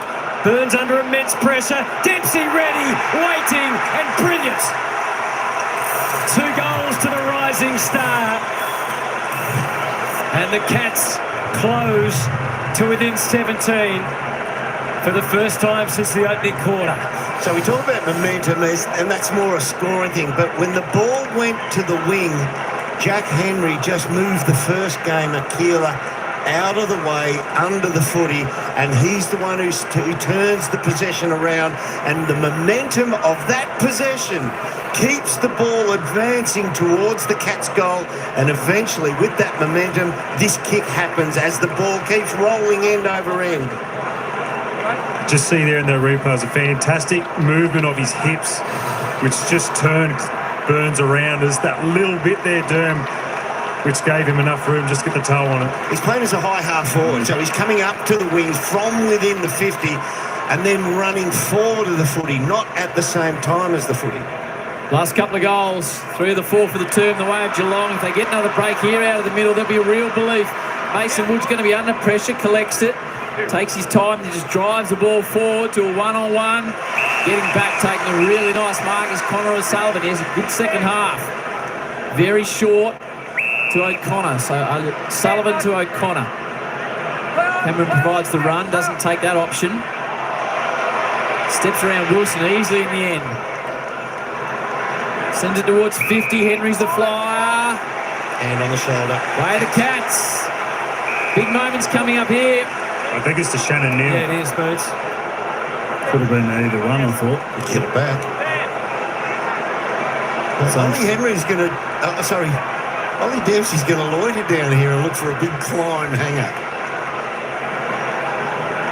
He'll use that point post to get separation from his opponent and get a run up at the footy.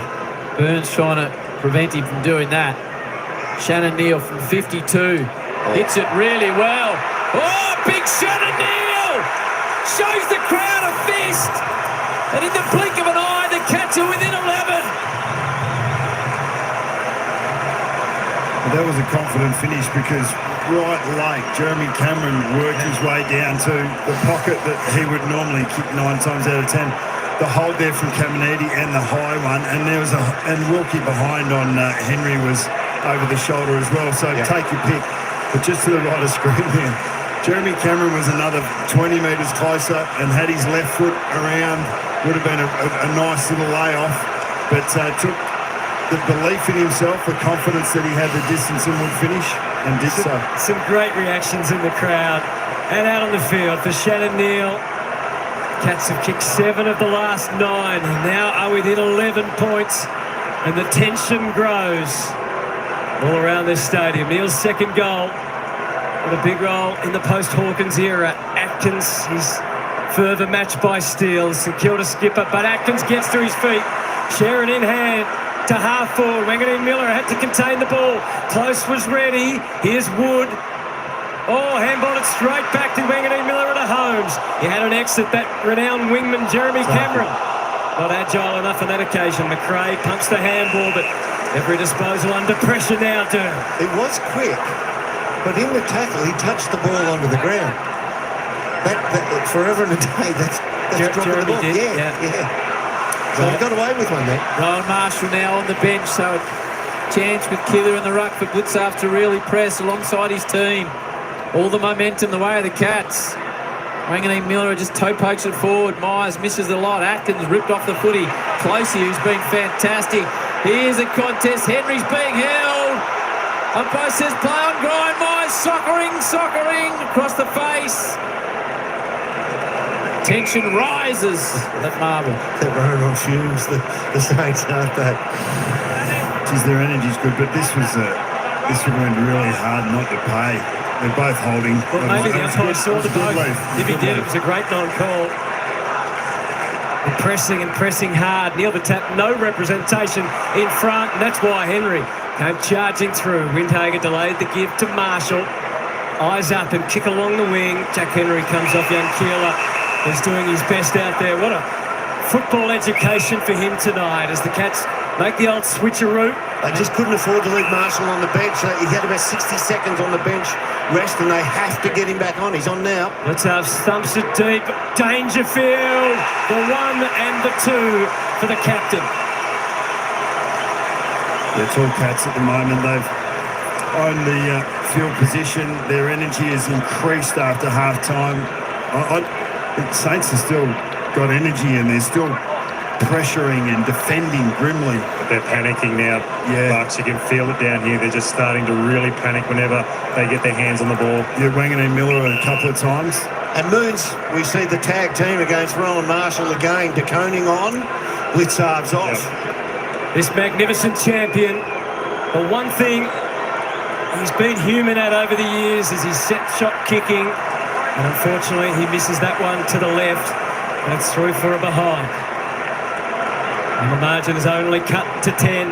How vital will that be? Ooh. Just 15 A couple of games this round, that might not have been called. This must be the worst feeling in the coach's box, Bucks, when you know you can't do anything when your players are starting to tighten up.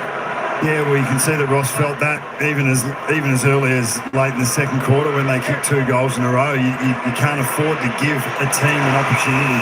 That's a third easy win for Henry. Hangs it up momentarily to Guthrie. Cats have got all the running. Who can provide some spark for the Saints? Higgins has got 4. O'Connor, centre half back. Wants the aggressive kick. Goes for it as well. Cameron's a good target. Sinclair provides a spoil. Webster, tough. This Jack Steele's been huge. Jack Sinclair as well. Rowan Marshall. They've just got to dig in. You've got to get these next couple of contests, get the ball down your end. Inched forward. Pushed off the footy is Higgins. Well done, O'Connor.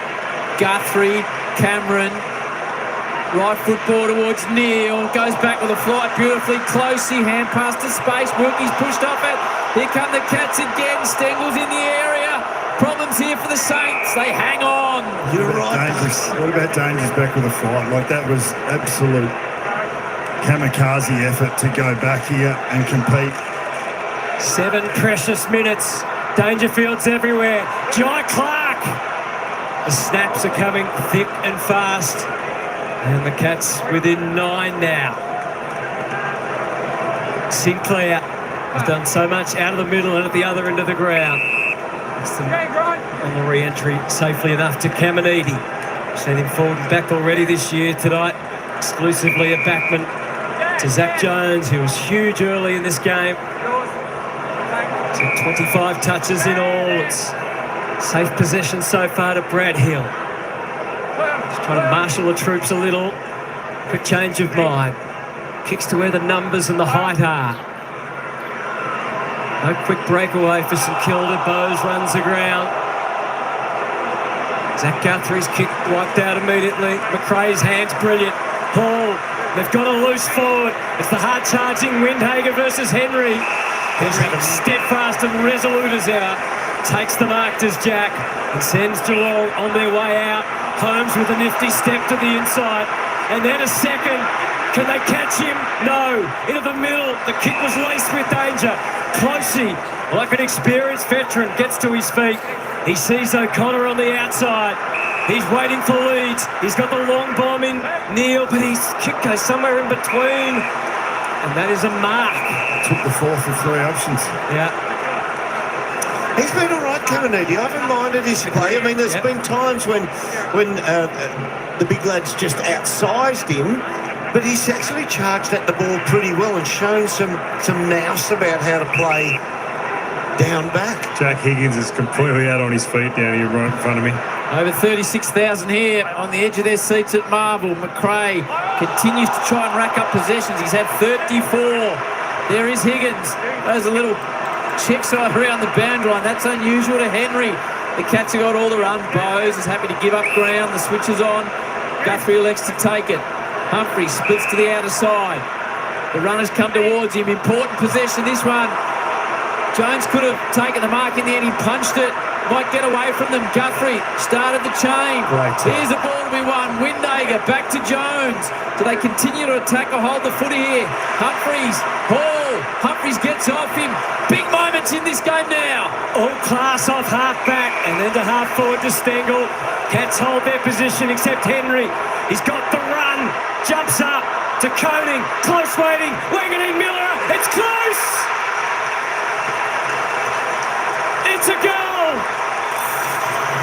Wanganeen Miller is arguing that the ball was over the line when the foot got to it. He's not saying he touched it. The umpire's in the perfect spot there. Yeah, that was close. It's an interesting. This is a really tough position to be in the coach's box as well. Down within 3 points as we see this one. Oh, that could have come over. Did you get that? Scott, did you get that? That could have easily came off. This is a massive call. The difference between a half a goal and a goal and a half. So that's been called a goal. There needs to be definitive evidence. That's definitive. You calling that, Bucks? Yeah, that's come off. That's I'm come, with you. it's come off his right on his ankle. Yep, he's called it. Review complete. Look at this ankle. We see the ball comes off the St Kilda defenders. A massive shift in the tactics that you're going to use in the next 4 minutes. You probably do just flood your back half now and try and waste 4 minutes whilst... Because it's got to be two accurate kicks, doesn't it? Yeah, but if it was one, you probably need to score again. Yeah. So you think you're looking to defend now? Defend their 8-point margin? They have to. They have to possess the ball, take as much time off the clock. We saw the experience in Collingwood on Friday night. You need your leaders to step up in these situations. You want a clearance, you want to go wide, you want to take every second that you can. Long 4 minutes and 18 seconds for Saints fans. How important Wanganeen Malera didn't knock it through from outside the 9 as well. He just gave the soft tap and then tried to beat his opponent to the footy. Marshall has been an Iron Man tonight. Atkins, here they come again through Myers. Dangerfield has lifted them in the middle. Somehow gets the hand pass away. Clark, more pressure on the Saints here. Deep ball, back with a flight. Not able to reel it in the end, the Cats. Dempsey's kicked a couple in the turn. Out of fresh air from the Saints. Here they come again. Atkins, it's high. It's not going to make the distance. The Saints flood back. Close has got no room to move. Sinclair applies the tackle. And Saints fans breathe a sigh of relief. Just. Saints dropped +2 back at that stoppage that was 70 metres out from the Cats' goal. So right now it doesn't really matter who you got behind the ball. You just need to win the contest. Stengel. Even he couldn't conjure from there. Oh, the young Irishman in his second game. Liam O'Connell. What a moment for him to be true and tough and take the mark and defend this 8-point lead, which feels precarious at the moment.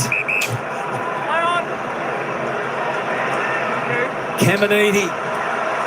They've turned it straight back though. It's Blitzarves. Jeremy Cameron calling for it. He's got to get to the goal square as well. Saints having his body's going left, right and centre, and the mark is paid cleanly to Caminiti. He's so clever, Wilkie, but on that occasion he pushed the envelope as far as you wanted with a block shepherd. Wood cannon into him. Flying high is O'Sullivan. Atkins tracks after it. They're doing all the attacking Geelong. The Saints look out on their feet. Close will set himself. At the back is Dempsey. Brad Hill tries not to infringe. How did he get rid of the footy? Here comes Dangerfield bursting away to Cameron. Taps it in front of himself. He's got options. Myers steps. Was he tagged by the leg? And the Saints continue to just hold on to this game of football. The Irish lad's having a crack. He's making some really good decisions. He's putting his body in the right places. But Jeremy Cameron off the wing, he's been dangerous. He's inserted himself into the midfield pretty much. The coaches have been through the ringer so many times, but always feels this hard. Here's Patrick Dangerfield, and again they hit an obstacle. Every kick being felt by the fans of both teams right now. How good has Danger's last quarter been? It's back to 7. Once again, Wanganeen Miller brings the ball back into play. It seemed like they've been forward to centre for about 4 minutes, the Saints. He's got to come out this side. He's got superior numbers this side, and you can retain the footy. Exactly what he does. Takes the brave option to Mason Wood as he got a short option. Well, he's got Mitch Owens down the line if he can hit him. Oh, he hasn't hit him. It's going to come back the other way. Connor O'Sullivan from miles out. Tell you what they've done, the Cats, they've blazed away. They have. They haven't lowered their eyes and found that uncontested mark when they've had 5 or 6 entries in the last couple of minutes to do so. So now it goes short to Wilkie. He's got Rowan Marshall down the line, and Marshall has been Hercules this game, and he's asked the young fella Keeler to give a body block against De Koning. Oh, huge climb again from O'Sullivan, and he gets the handball forward. Cats need somebody to find a target. Wild handball from Holmes. Saints desperate. Rush kick from Burns is a great kick as it turns out. It could be a match-winning kick. Jack McRae just sitting forward again. Did he mean that? Doesn't matter. Jack McRae prepared to play it back to Wilkie, and all these experienced Saints are going to show the way home. Now you go down the line to Marshall. That's where he heads. And Mason Wood, he's one of their leaders as well now. We're into the last minute well and truly. The onus is on the Cats to win the ball back. Mason Wood reluctantly now has to kick down the line. It's almost on the full. It's been paid. He might have cramped up as he's hit the ground. Yeah, he has. He's been cramping for half of football, this poor kid. He certainly learned. He's gone, the poor fella. He would never have run this hard in his life. And it's going to be the best moment of his sporting career.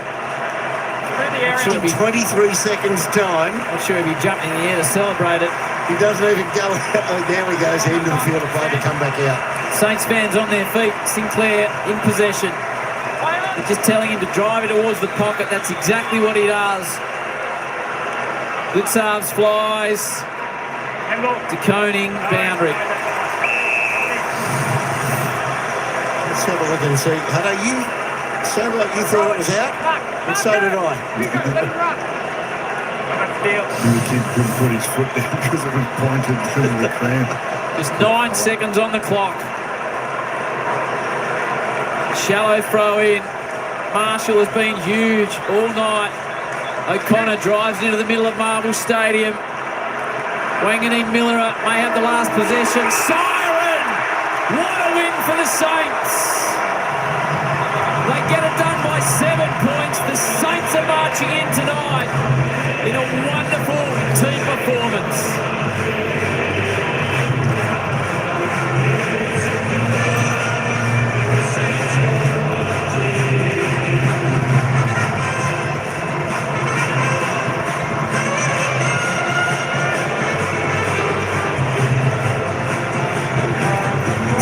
How we make our estimations early, and after last week we thought the Cats are going to be your bank four, the Saints are going to be a team you bank 4 points against fairly readily this year. What a difference. Not now. Losing by 63 last week, and they were the team that deserved to win. They led by 27 at quarter time. A 6-goal opening term. And how different they will feel about football tonight. The Saints kiss their teammates, they almost could. After that, let's get down to Moons. Oh, thanks, boy. Rowan. Mate, how good does this feel? Hasn't been a great start to the year for the footy club. Practice game wasn't great. Last week was poor. But tonight you guys are absolutely outstanding and you just hung on. How you feeling? Yeah, awesome effort from the lads. Obviously last week we really lowered our colours and it was really disappointing, but we reviewed it really strongly throughout the week and so proud of the boys to announce back tonight. I thought our pressure and hunt was so good and lucky to hold on in the end. Tell us about the last, 5-10 minutes. They just kept coming at you, and somehow you just held some of the efforts down in that back half is extraordinary. Oh, so good. I'm sure we'll go through that in our trademark package throughout the week. The last 5 minutes, some of the desperate acts, Naz on the goal line, Wilkes putting his head under it. So good, so proud of the boys. So what about the mark down here by Kilo? You've been cramping for the last hour, the poor fella, and he's taken a great mark. Could never take his own kid. I thought he did his hammy because he jumped so high, but hopefully it's just cramp. And I thought Kilos was really good tonight in his first game, just competed and pleased for him. What about yourself? You came up against Sam DeConing, one of the informed ruckmen in the competition. You went forward last week. You're back to your rightful spot. You must be very proud of how you played. I thought our midfield, was really good tonight. I thought we were on top in clearance in that first half, but we probably lowered our colours a little bit in that second half. But our first half was really good and set us up for the win in the end. How good is this, eh? So good. Good to be back in front of the fans. Go and enjoy, brother. Cheers.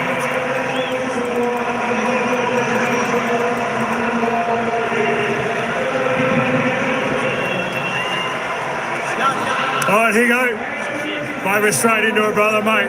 Talk about this feeling right now. The last 5 or so minutes, it looked like you're probably going to lose the game, but some of the efforts down there was extraordinary from you guys. Yeah, I can't believe it. I thought they were coming. I was thinking we were the red hot favourite at the end there, but credit to the boys, cliche. But Camo, he's been playing forward his whole life and went back, dominated in that last quarter. Then you got all the blokes who do it every week down there. So, well, let's talk about the first quarter in particular, in the first half. You guys were extraordinary. The way that you attacked the man, attacked the ball, everything.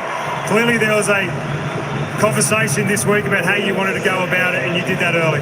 Yeah, definitely. I think we were disappointed about how we went about it last week. It wasn't our best game. We got pumped by a load of a quality team, but we trust the process and we got there. Couple of snags, mate? Yeah, not bad. Yeah, not bad at all. How are you feeling at the end there? I reckon you had a nice chase out the back here, then you had another chase over here, and I reckon you were cooked. Yeah. Maxie Holmes, he's too quick for me. I was acting like I was trying to keep up with him. So 3-4 and I got dragged, so I was cooked. Hey, how great's this, mate? Home from the fans again? Nah, yeah, can't go wrong. Go and enjoy it.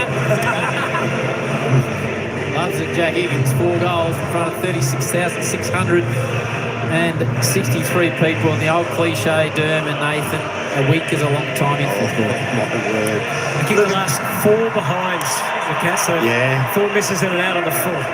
There's been some big turnarounds in there week to week already.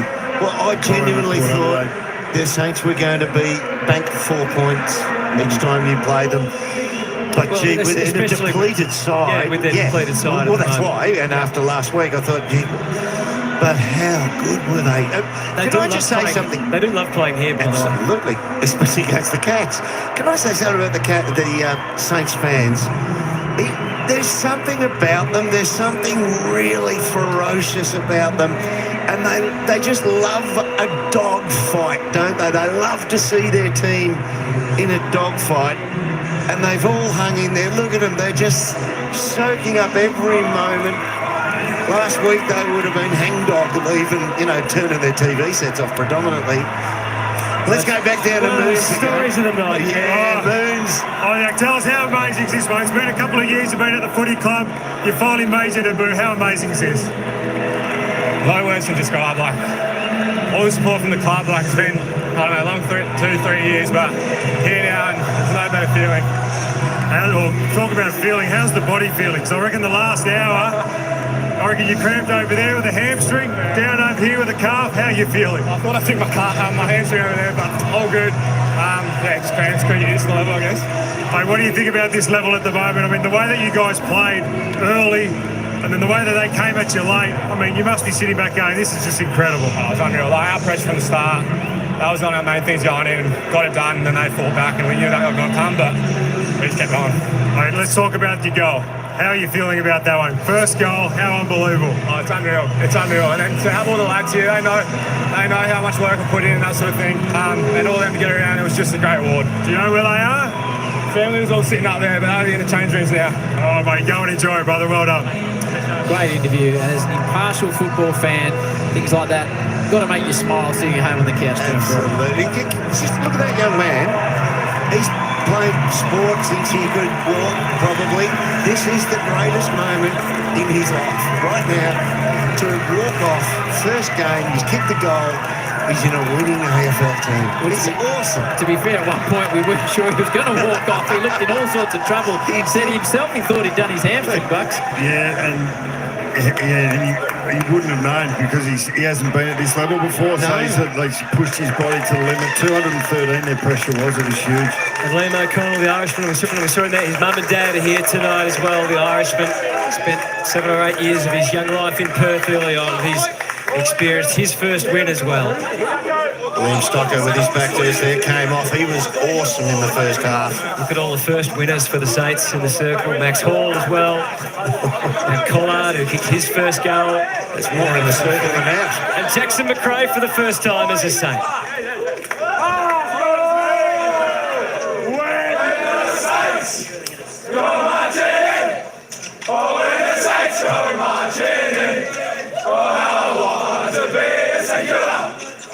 Saints go marching in. Oh, when the Saints go marching in. Go marching in. Oh, when the Saints go marching in. Oh, the Saints go marching in. This is Super Saturday Live on Fox, the Saturday debrief brought to you by Toyota. Footy's back. Oh, what a feeling, and what a feeling in the Saints change rooms tonight. David King, Jack Rewalt, what a game we have witnessed at Marvel Stadium, and the lesson learned. All right, just before we get into them, let me give you a little bit of a look at the stats, and then we'll get back to them for the wrap-up. AFL fantasy points, well done, St Kilda, they hang on. And of course, the Cats gave it a good crack in that last quarter. We thought they were coming, but I tell you what, that's a St Kilda that you're going to be very happy with if you're a St Kilda fan to see what they did. Jack McRae, 157, topped the table on the AFL fantasy points. Rowan Marshall, 142, the rest under. The goal scorers, the highest goal scorer, of course, was Jack Higgins with 4 on the ground. The other multiple goal scorers was Mason Wood, Winger, Sinclair, Owens, Collard for the Saints, all with 2, and the multiple goal scorers for the Cats were Stengel, Neil, Dempsey, and Closey. There we go. There's your multiple goal scorers. Let's just give you a bit of a look at the stats.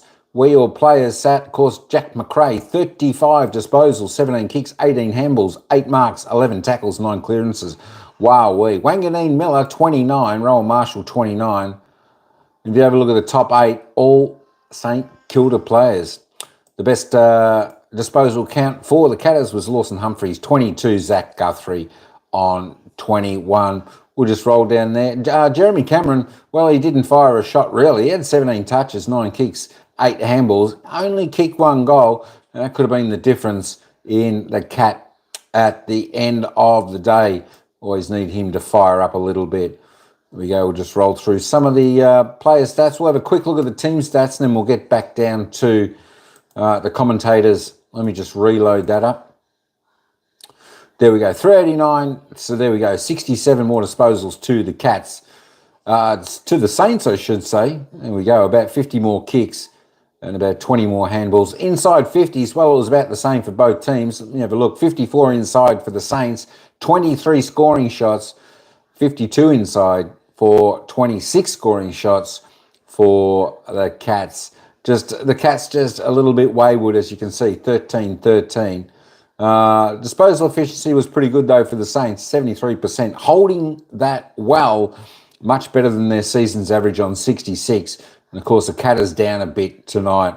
Efficiency inside 50s, Cats down, and Saints holding. Free kicks 14-17, all pretty tight up there. The hitouts, not too much in that, just the 6. Clearances, about only 7, not much. The centre clearances all tied up, 13-14. Stoppage clearances, the Saints just ahead by 8. Contested possession, but the uncontested possessions, that's when the Saints just had control of the game. Ended up 74 ahead early on in the first 3 quarters. The marks, the Saints by 24 through the uncontested, of course. Marks inside 50, 15-10 to the Saints, but the contested marks, Cats a little bit stronger overhead. Let's have a look at the defensive tackles. Both teams tackling well. It was a good pressure match. Have a look at this is why the Saints were on song tonight. 89 tackles in the game, 52 for the average, way above their average. And the Cats were just under, so it wasn't too bad. That's the wrap-up of all your stats. Let's just head back and we'll listen to a couple of the players as they get interviewed, where it was the Saints in a tight, ripping game by 7 points. Contest, they're probably the trademarks of our game, and then you see the talent of some players come out from there, so that was really pleasing. What are you thinking in those final few minutes? I mean, Geelong, they just kept coming and coming, and the way you guys were able to stand up. Yeah, you know, we knew they'd come. They're a terrific team, and some champions always find a way to get involved with Danger and Cameron and these guys, so we knew they'd pulse and come again, so it was important, some really important moments later. O'Connell's mark, it was a bit Leo Barry-esque late, and Naz getting a foot in, and everyone had their moments, so it's really important to celebrate those as well. Jack, you've had 249 games with the Dogs and a couple now with the Saints. You're getting a stack of footy. You're having a great run for yourself personally as you start to get the ball rolling at a new club. It must feel good to you to be able to contribute so much in this early stage. Yeah, no, I felt like a bit of an 18-year-old again, getting the Gatorade shower, and I know the words, which was nice. So yeah, no, I really enjoyed my time here so far, and it's a great mix of older boys and younger boys that I love spending time with the young boys and helping them grow and trying to bring them in the game and bring my strengths to help the game easier for those guys as well. So really enjoying it so far, and hopefully, yeah, we can really kick on from here. Jack, we're marvelling at the result tonight. We're also marvelling at the coaching prowess of Ross Lyon off the back of the heavy loss against Adelaide last week. What was the week like? How did Ross address the fact that you were going against a side that had comprehensively beaten Fremantle last week? Yeah, I think the review was terrific. It was, Ross has been, since I've been here, it's really process driven, which is something I really like. It's a really clear review on what we didn't deliver against Adelaide, which, as I touched on, was the outnumber game, work rate, and our pressure rating. I don't know what it was tonight, but it would have easily been right up there, especially the first 3 quarters. So, we really stripped it back and focused on those things. And you could tell the boys went in with a real sharp focus, as you could see tonight. 10 tackles yourself tonight. There was a big one late in that last quarter with about 3 minutes to go. You made 10. I don't reckon you did 10 tackles the whole last year, Jack. That is an amazing. There's a drive-by. Yeah, well, there's probably a few I thought I probably should have got hold of the ball as well, but they're so strong. Dangerfield, you pretty much have to double team and be so strong in those guys. So it's great to compliment, as I touched on, when they started to really pulse and their prime movers really grew. You know, we had some really key moments, which I was happy to be a part of. Ross spoke about the fact that Marcus Windhager was going to be playing on Bailey Smith. He was a laid out, but the job he did on Max Holmes tonight, only 19 possessions and 1 goal for the superstar Cat and 25 and 2 for Marcus. It's an incredible output from your tagger. Yeah, it is. I think we were pretty dirty on ourselves last week against Dawson. We had to focus on him, and he got off the chain and was best on ground. So, you know, it was really important. You know, Windy did a terrific job, but I thought all of us bought in together in the midfield group and the high backs to really look after him. So, which helped, you know, Windy probably get off and get involved. And so it was a real team effort. But, you know, at the end of the day, Windy's got to get the job done, and he did. Well, we won't keep you any longer. Jack, congratulations. Enjoy this win. Thanks, guys. Cheers. Jack McRae, good enough to join us following his first win as a Saint. He mentioned it there.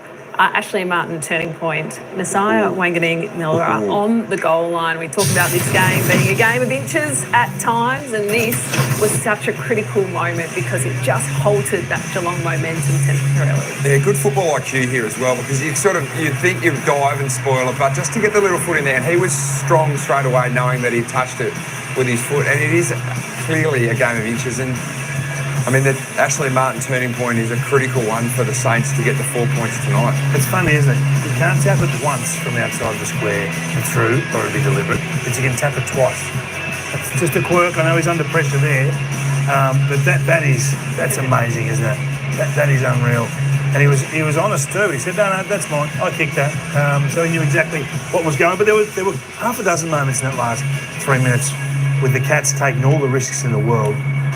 They knew what they needed, and the Saints were too smart, too strong. I think that would be one of the factors most pleasing for Ross Lyon tonight is the way they were able to stand up and withhold that Geelong attack. Yeah, and I think especially late when challenged. And you speak of big moments. I thought Liam O'Connell, who took that mark that went up in the air king, there was one just previously before it that it just came down. You can see some famous names in the jump on the bandwagon. You can see the white shirt and the black cap in the background there. Lee Montagna hasn't been there for 5 years. They win a game. He's straight in. Look at him. He's trying to just get. He's trying to get interviewed, isn't he? Yeah, come on, Joe. That is Fox crew. Come on, take claiming credit for it. Well, the man who can take credit for it is Ross Lyon, and you want to delve deep into the Ross Lyon coaching plan tonight because you've called it one of the greatest coaching performances you've witnessed. It is. So let's look at how they got their 5-goal lead at half-time, and they starved the Cats of the footy. So when they won possession of the ball, it was let's not play in straight lines. And then if we get into the forward half, shallow, short chip entries inside 50. The Cats play and prey on intercept ball and then go at speed back the other way. So at half-time, Geelong had 134 disposals, which is their lowest at half-time in the Chris Scott era, which goes back a dozen years. So this is science. You can see here, Geelong setting up for the ball going to the top of the square. All their loose men roll back. Their mids roll in. Well, we're not going to drive it in. We're going to take a patient approach. We're going to draw you out. We're going to chip around. You're going to play our game. So it's a test of wills. So their pressure was really good, as you said earlier, Cap. 2-18 at half-time. Awesome. Plus 11 at clearances. Plus 7 at contested possession. So they're winning the ball. And they're just not giving it back. I mean, this is... You know, some people say, oh, this is boring, this is Ross Lyon, why would you play this way? Well, this is exactly why you play this way. You play your game and you deny the opposition theirs. I thought it was just outstanding. They took 9 marks inside 50 for the half, plus 65 disposals. This is coaching Hall of Fame right here. This performance tonight in a game they shouldn't have been in. I said 40 points. You said 40 odd. You said 40 odd. Doesn't matter. Like, this is a game that I reckon Geelong thought, yep, we'll come up, we'll get the job done. Didn't happen. One of those moments where it validates the Saints' ruthless call to get rid of Brett Ratton and gets Ross back. Yeah, well, a lot of people bring that up. I just think Ross has acknowledged that this is a list that needs work. Now, how they got there and how long it took them to get there, you can argue, right? But you win games like this that are so good for your club, so good for the players who are learning the way, so good for teaching tools for those that didn't even play tonight. If we stick to what we put in place earlier, now he's going around and kissing all the players. I haven't seen him kiss anyone in 10 years. Playing grand finals. He hasn't done that. Joey, look, Rui's hanging around for a kiss. Jimmy Gwilt's in there too. Oh, look, it's just terrific. This is great for the St Kilda Football Club. Real spirit, real united front there. You know, the past players proud to be back there. I think it's terrific. Great vibes in the Saints rooms, and enjoy it, Ross, because it was one of the great coaching masterclasses this evening at Marvel Stadium. We need to head into the newsroom now, though, and get the latest with Jay Clark, the chief football writer at the Herald Sun.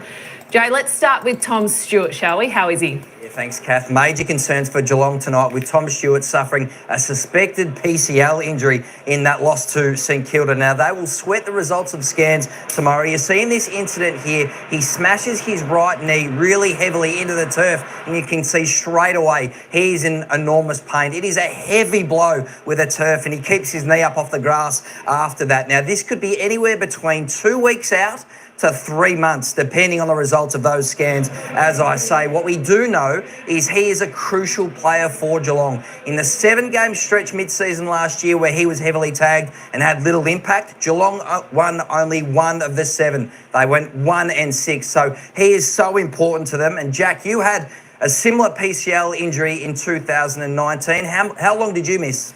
Mine was a grade 3, so I missed 12 matches with that. So I think this is the traditional ruckman injury where you have that clash of knees, and clearly Tom's collided with the ground and driven his knee into it. So mine was with Max Gawn. It depends on the grading, and we'll find out a little bit more about that tomorrow. But they're really difficult to come back with. It took me a while to find my feet after I came back from it as well. So as you said, the impact of Tom Stewart and Geelong's hopes going forward are huge. If it's a big stint on the sidelines, it's a big watch. Had a text message from Jared Healy, who's across, so he's qualified in this yes, area. He's very Dr. Jared Healy? Well, he is a qualified physio.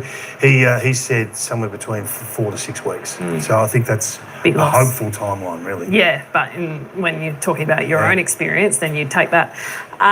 Jay, what about Patrick Dangerfield? Is he in a bit of MRO trouble?